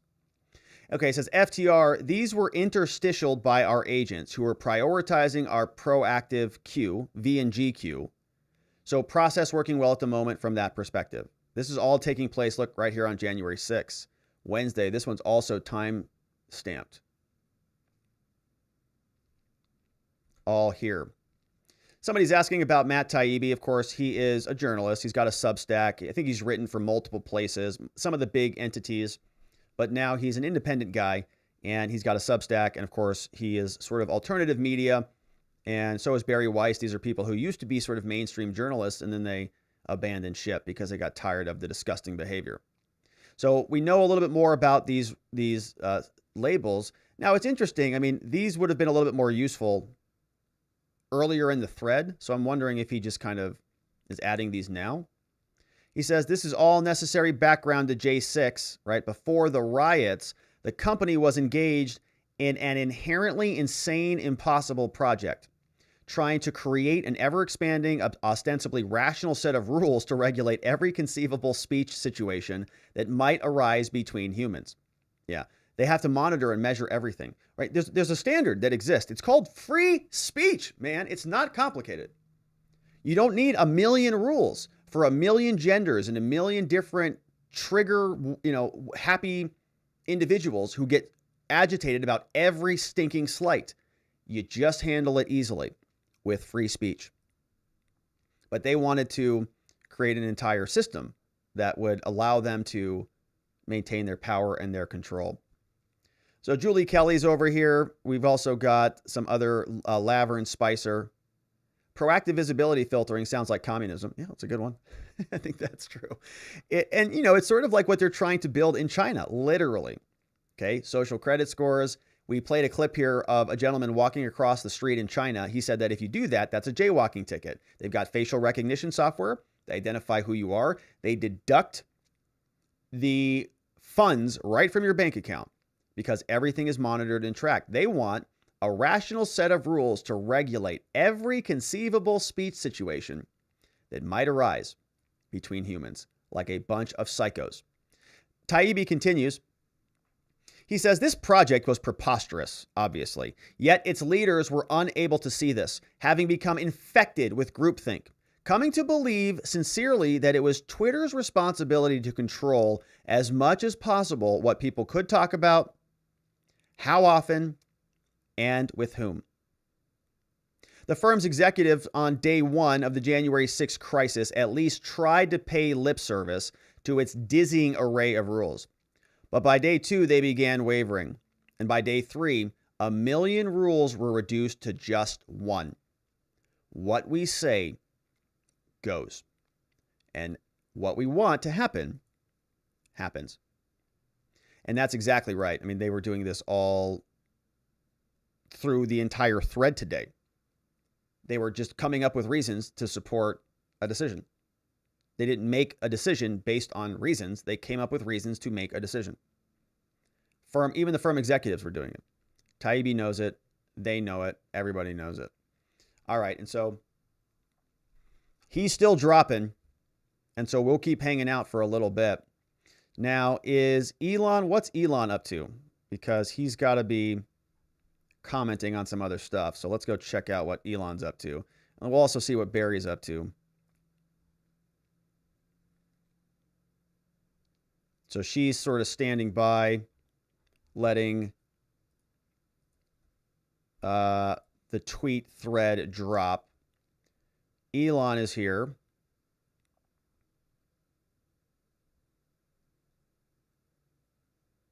There's more. 3 people resigned from trust and safety in the Twitter council today. Somebody named Ann Collier. She, her, youth advocate, great. Writer, and she gave a talk at TEDx. Brilliant. Oh, so they left. So 3, former people gone. We're announcing our resignation today. Elon is letting the safety of this platform go to heck. Says, we don't trust our digital safety. Ann's been working on this platform for 20 years. We're council members and we respect everybody in public discussion. But I know I can no longer find a reason to support what Twitter has become. Here they're saying that hate slurs against black and gay men have jumped 195% and 58% respectively. Anti-Semitic posts have soared more than 61% after Musk's acquiring of Twitter. And so they're all out of here. Signed by Iri Liani, Ann Collier. Look, Leslie Podesta. Oh, that name's familiar. Leslie Podesta. That's an interesting name. And Elon says, okay, shame on you. Laura Logan responded, said, while you sat on that council, Ann, children were being trafficked and you knew it and you did nothing. You should not be able to just walk away. You should be held accountable. Elon says, yes, indeed. Shame on them. Ella Irwin says, I wish this was false, but my experience this year supports this. Talking about funding. Elon said if the Feds raise rates again next week, the recession is going to be greatly amplified. Yeah, the recession. So apparently he's saying that the recession is coming. It's just going to be bigger. Eliza said that Twitter prioritized the censorship of non-illegal speech over the removal of CSAM material at scale. It's true. Yeah, they've worked really hard on that project to shut everybody down and regulate all speech. Elon says that's correct. Much more interested in making sure you can't speak than actually removing actual horrific content. Elon's responding to this. What's this response? So they all resigned. Cernovich said, you all belong in jail. Elon said, it is a crime that they refused to take action on CSAM exploitation for years. Elon says, wow, look at this. Woo. We got a battle of the billionaires here. Elon Musk says it's a crime that they refused to take action on child exploitation for years. Jack says, this is false. Jack says, I'm the CEO. We worked really hard on that. This is false. Elon says, no, it is not. Oh, so the bromance is over. Yeah, the bromance is over because Elon was vouching for Jack. Jack allowed all of this crap to happen. And of course, Elon is saying, no, it's not Jack. It's not false. You were responsible. You were in charge. When Ella Irwin, who now runs Trust and Safety, joined Twitter earlier this year, almost no one was working on child safety, says Elon. No one. She raised this with Ned and Parag, but they rejected her staffing request, Ella Irwin. And Elon says, I made it a top priority immediately, Jack, loser. At the same time, Ned was spending millions of dollars on warrior seats. Super messed up priorities.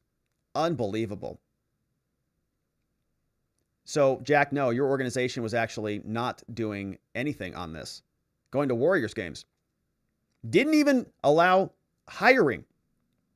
Jack says, well, I don't know what happened in the past year, but to say we didn't take action for years isn't true. You can make all my emails public to verify. Company took away my access to email, or I would. Cerno says, okay, look here, Jack. Elon is making a directionally true claim on how the Twitter Stasi spent its time going after the Babylon Bee, libs of TikTok, not as much on protecting kids. If that perception is false, Jack, Yoel and Vijaya's calendars would refute that. What did they do all week when they weren't chatting in Slack channels about Trump hurting their fifis? Good question from Cernovich. Yoel was having panic attacks about Trump tweets and libs. That's been confirmed by him. Is there evidence that he made CSAM takedowns a priority? That's how grave of a discussion this is.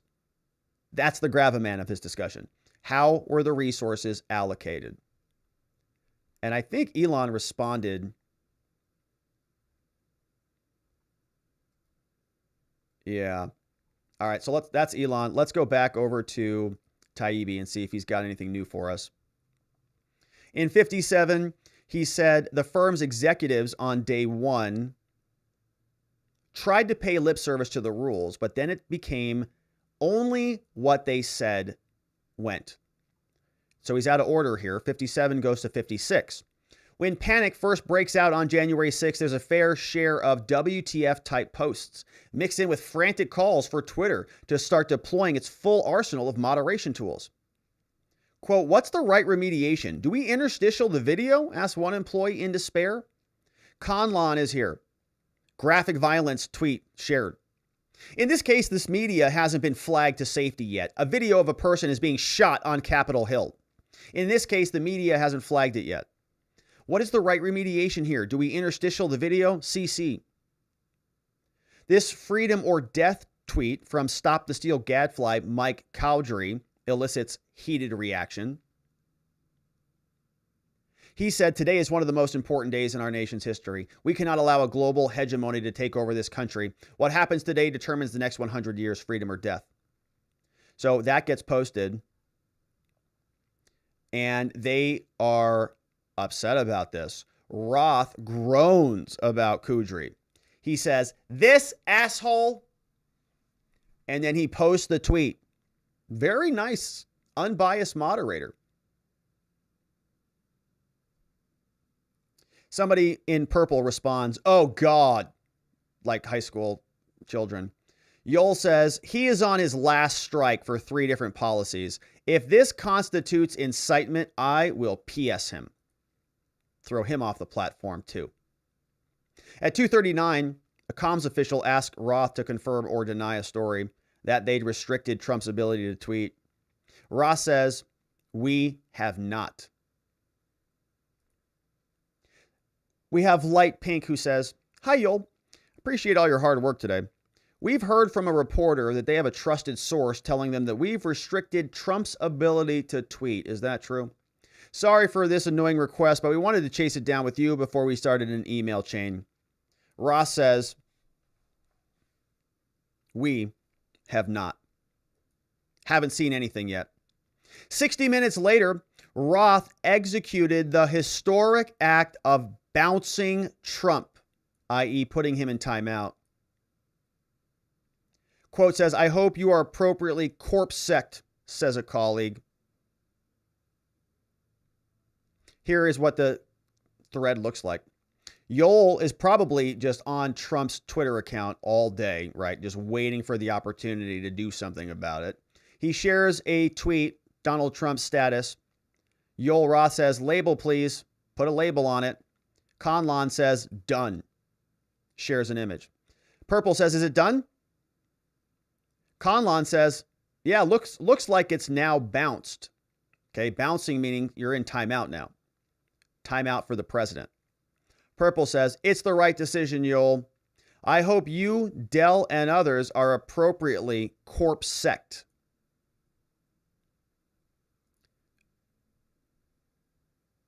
And here it continues.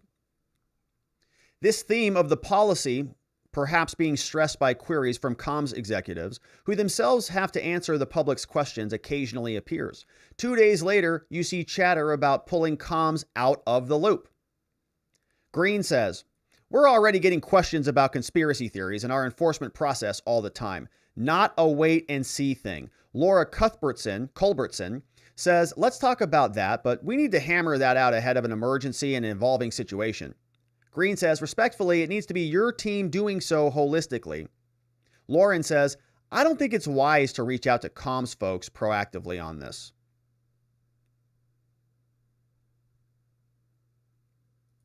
Comms is being escorted out of the loop.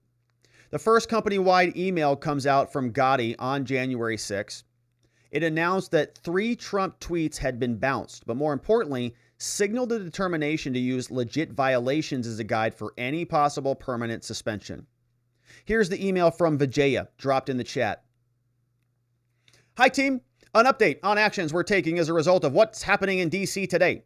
We have removed, bounced 3 tweets from Donald Trump on J6 2020 for making unfounded claims of voter fraud and election theft, which must be viewed in the context of violence in Washington, D.C. today, and reasonably can be expected to continue to incite and inspire violent acts around the country.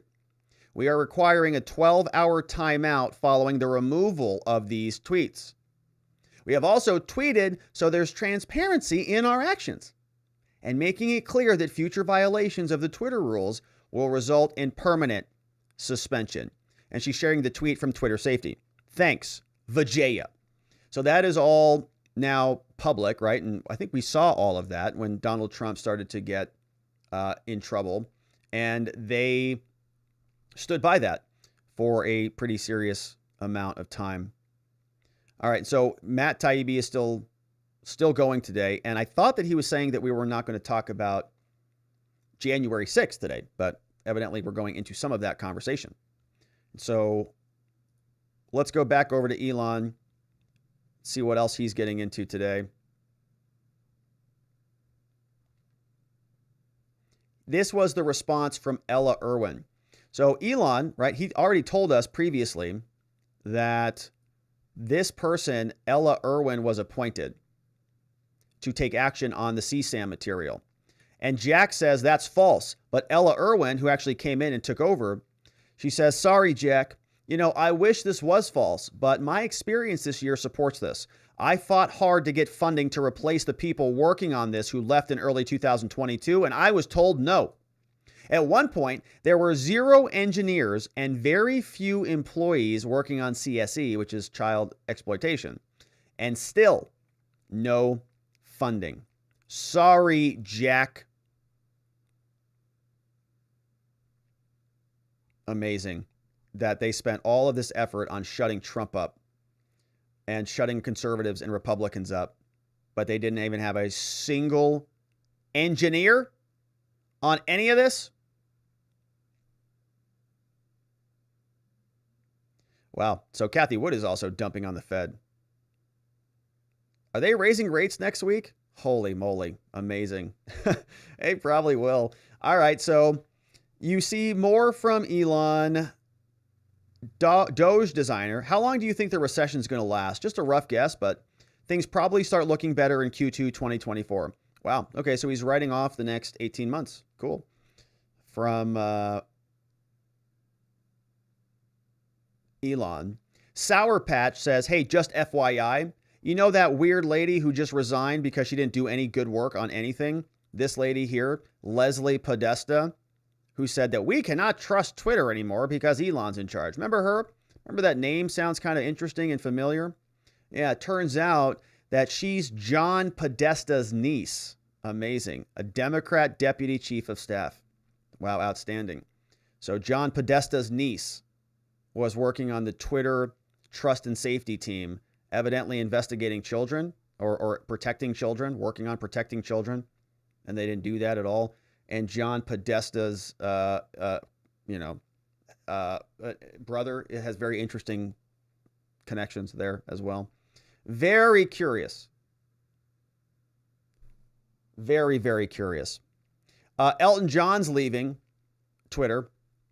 Elton John says, all my life, I've tried to use music to bring people together. Yet it saddens me to see how misinformation is now being used to divide our world. Well, I've decided to no longer use Twitter given their recent change in policy, which will allow misinformation to flourish unchecked. LOL. From Elton John. He's unhappy here. Yeah.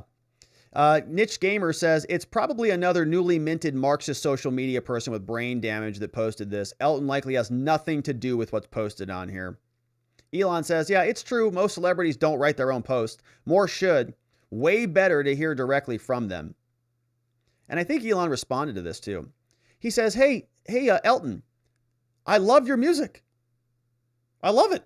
I hope you come back. And is there any misinformation in particular that you're concerned about? We can talk about it. Any response from Elon or from Elton? No, of course not. Because it's just a stupid virtue signaling statement. That's it, right? It's not actually intended to facilitate a conversation about anything. Yeah. And maybe it's because, they're doing something on some of this material being removed. I don't know. All right. So let's go back over to Matt Taibbi and see what else he's got for us. 61, he talks about Trump getting bounced. Safe to say that Trump's go home with love and in peace tweet didn't go over well at Twitter HQ. Trump posted this on J6, 1501 hours. Said these are the things and events that happen. Go home with love and in peace and remember this day forever. So Patrick is very upset as soon as that tweet drops. Very upset. Conlon, the long con, says, what the actual F? J6. Can this go to staff too? Conlon says, I'm labeling this right now. He's freaked out about this. Ross says, yes, label it. And Conlon says, sorry, I actually got emotionally angry seeing that. Turns out I'm not a full robot. Who knew? Oh, he says here, it's gut-wrenching. He's a horrible human being, somebody says in blue. Very upset about it. Very emotional over there. Yeah, okay. So how bad of a person Trump is, got all of that. And they're all just having a little hissy fit inside of Twitter. And so these posts continue to drop.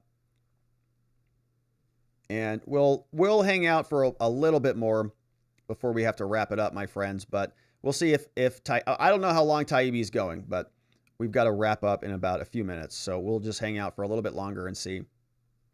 But it's pretty shocking, I would say. The entire story is just about the internal censorship operations, and they were quite robust. They were incredibly one-sided, and they were making it up as they go along.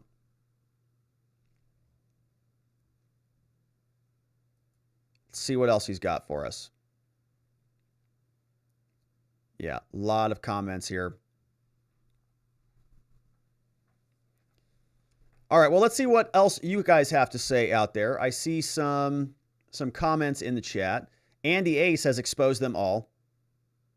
We've got Vienti is also in the house. Dan Mix here. The words peace and love triggered them. Yeah, apparently. All very upset about this. Savvy Sue is here, says great job. Bonnie says, can we catch tomorrow morning?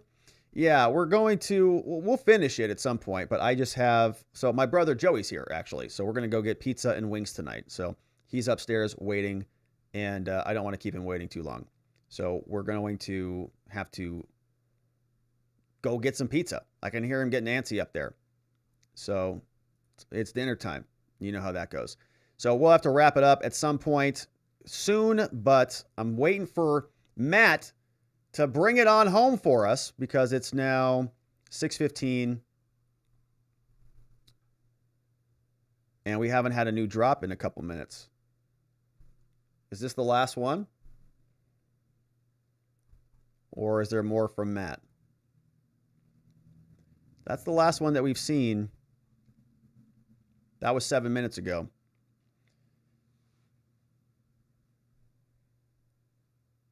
We're waiting for more. Snuggle Struggle is here with a super chat. It says, what bothers me is the amount of money against our liberty and freedom. So many willing to take posh positions to mislead while claiming otherwise.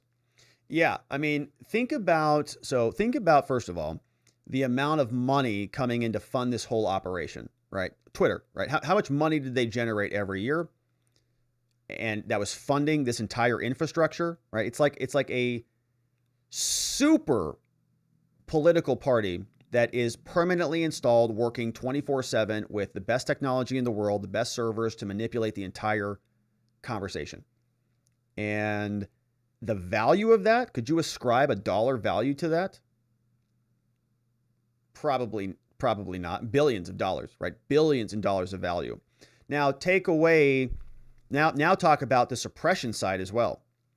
All of the suppression being done to everybody else, you can't pay for that, right? You can't buy that. You can't buy stuff to shut your opponents up in this country, generally speaking, unless you outspend them. Like you could buy up the entire pay-per-click, a bandwidth or something, right? All the ads, but it would be cost prohibitive, so people can't do that, right? It's capitalism, it works.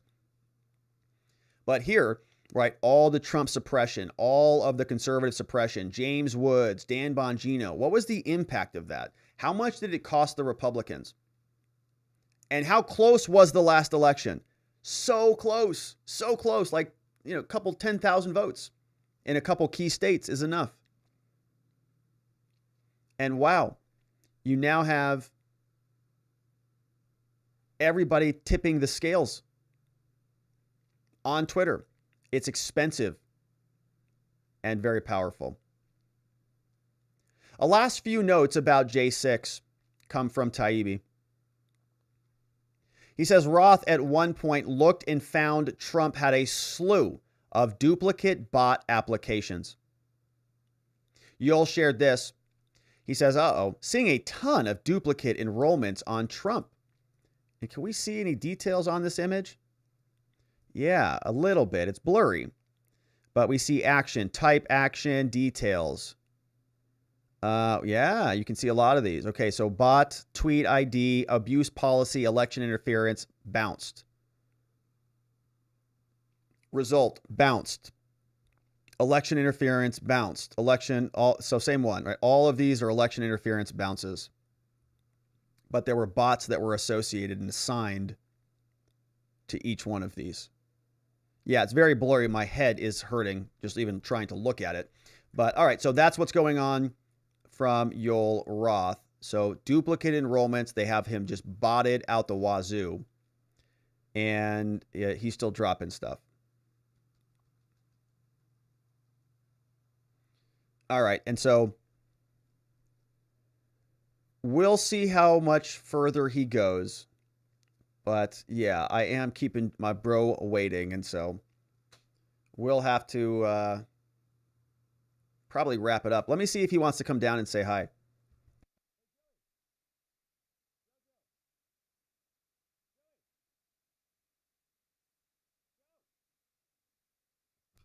All right. He's not responding to me. He might be on the phone. All right. So anyways, we are starting a YouTube channel for my brother Joe. And we've already got one video up there. He's going to record another podcast tonight. And we'll bring him back. Now, we'll come back tomorrow and we'll catch up on all of this. Because there's going to be another drop tomorrow. So JC said he asked a good question in the comments. Let's see if we can grab that real quickly.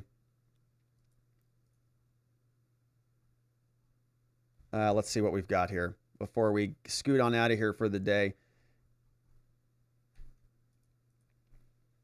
And I think, is Taibbi refreshing?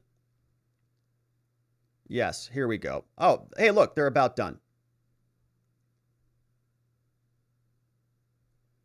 Back over to Taibbi, he says, by the end of the first day, the execs are still trying to apply which rules. By the next day, they will contemplate a major change in approach. Watch Schellenberger this weekend for the play-by-play of how all that went down. And by January 8th, which Barry Weiss will describe on Sunday. Oh, that's it. So I got the dates wrong. So he did a 6th, 7th, and 8th. 8th was the removal of Trump. So I got confused on the dates. So tomorrow will be Schellenberger. Make sure you're following him. For Sunday, we'll have the 8th. Barry Weiss will describe it. Twitter will be receiving plaudits from our partners in Washington. And the sitting president will no longer be heard on the platform. So that looks like it is nearing the end of the entire new tweet thread. And so Barry Weiss will be here tomorrow. Barry Weiss will be on Sunday. Schellenberger will be on tomorrow. And so don't know if we'll do a live stream tomorrow, but we'll certainly get caught up on all of these. But that, my friends, is it for us on the day. Locals, you've got another 50 seconds before it's going to cut us off automatically. And so, locals, I'm going to say goodbye to you guys. We'll be back tomorrow to do a follow-up sequence on your comments. We'll get to your comments. Jeremy, sorry I missed them. We'll get to your comments tomorrow, and we'll make sure we wrap everything up. But goodbye to our locals, friends, and everybody else. I want to remind you, of course, if you'd like to join our locals community, we run out of time there, so we hit 2.5 hours, and so we're dropping off there. Love you guys. CSC Reed, Resident Bedoin, Facts Matter, Savvy Sue's in the house. JC the Music Man says, say hi to Joey. We're going to record a video tonight, and so I'll release, we've already got a YouTube channel up for him, and I'm going to make it all public and available. But love you guys on Locals. Have a great night. I'll see you guys tomorrow for our walk and talk and our morning affairs. But my friends, if you'd like to join our amazing community, of course, we're still going on YouTube, but I want to invite you to click on over to watchingthewatchers.locals.com and come join us over there. And I want to also thank the sponsors of the show today. Thank you to our friends over at 4patriots.com. If you're still looking for a gift to buy somebody something, what better to show them that you care than to encourage them not to starve to death or die because they don't have electricity? Get your survival gear, baby. Load it up. Go to 4patriots.com. Use code Robert. Save 10% off everything in the store. Also, if you happen to know anybody in the state of Arizona, we have a lot of fun here on this channel, but we do a lot of hard work at our law firm. The R&R Law Group, located in Scottsdale, Arizona, serving good people charged with crimes from all over the world. People come to Arizona, they golf, they visit the Grand Canyon, they come to wedding parties and bachelorette parties. It gets crazy here. And sometimes people get in trouble. Good people, and they need help getting things back in order. That's what we do. 480-787-0394. Online at RR Law. az.com. Free case evaluations. Schedule an appointment. Get a free copy of my book. And protect your future, right, is really the reason to call. So thank you for supporting our law firm. Your referrals keep us very busy. But that, my friends, is it for us on the day. And I want to thank you for being a part of the show. And we're going to wrap it up right there. But my friends, thank you, everybody. Have a tremendous evening. I hope to see you right back here on Monday. If you're not joining over on Locals, or if you're not a member on YouTube and you don't want any of that additional content, then I do hope to see you back here on Monday so that together with your help, we can shine that big, beautiful spotlight of accountability and transparency down upon our system with the hope of finding justice. Have a tremendous evening, my friends, a beautiful weekend, and I'll see you right back here on Monday. Bye-bye.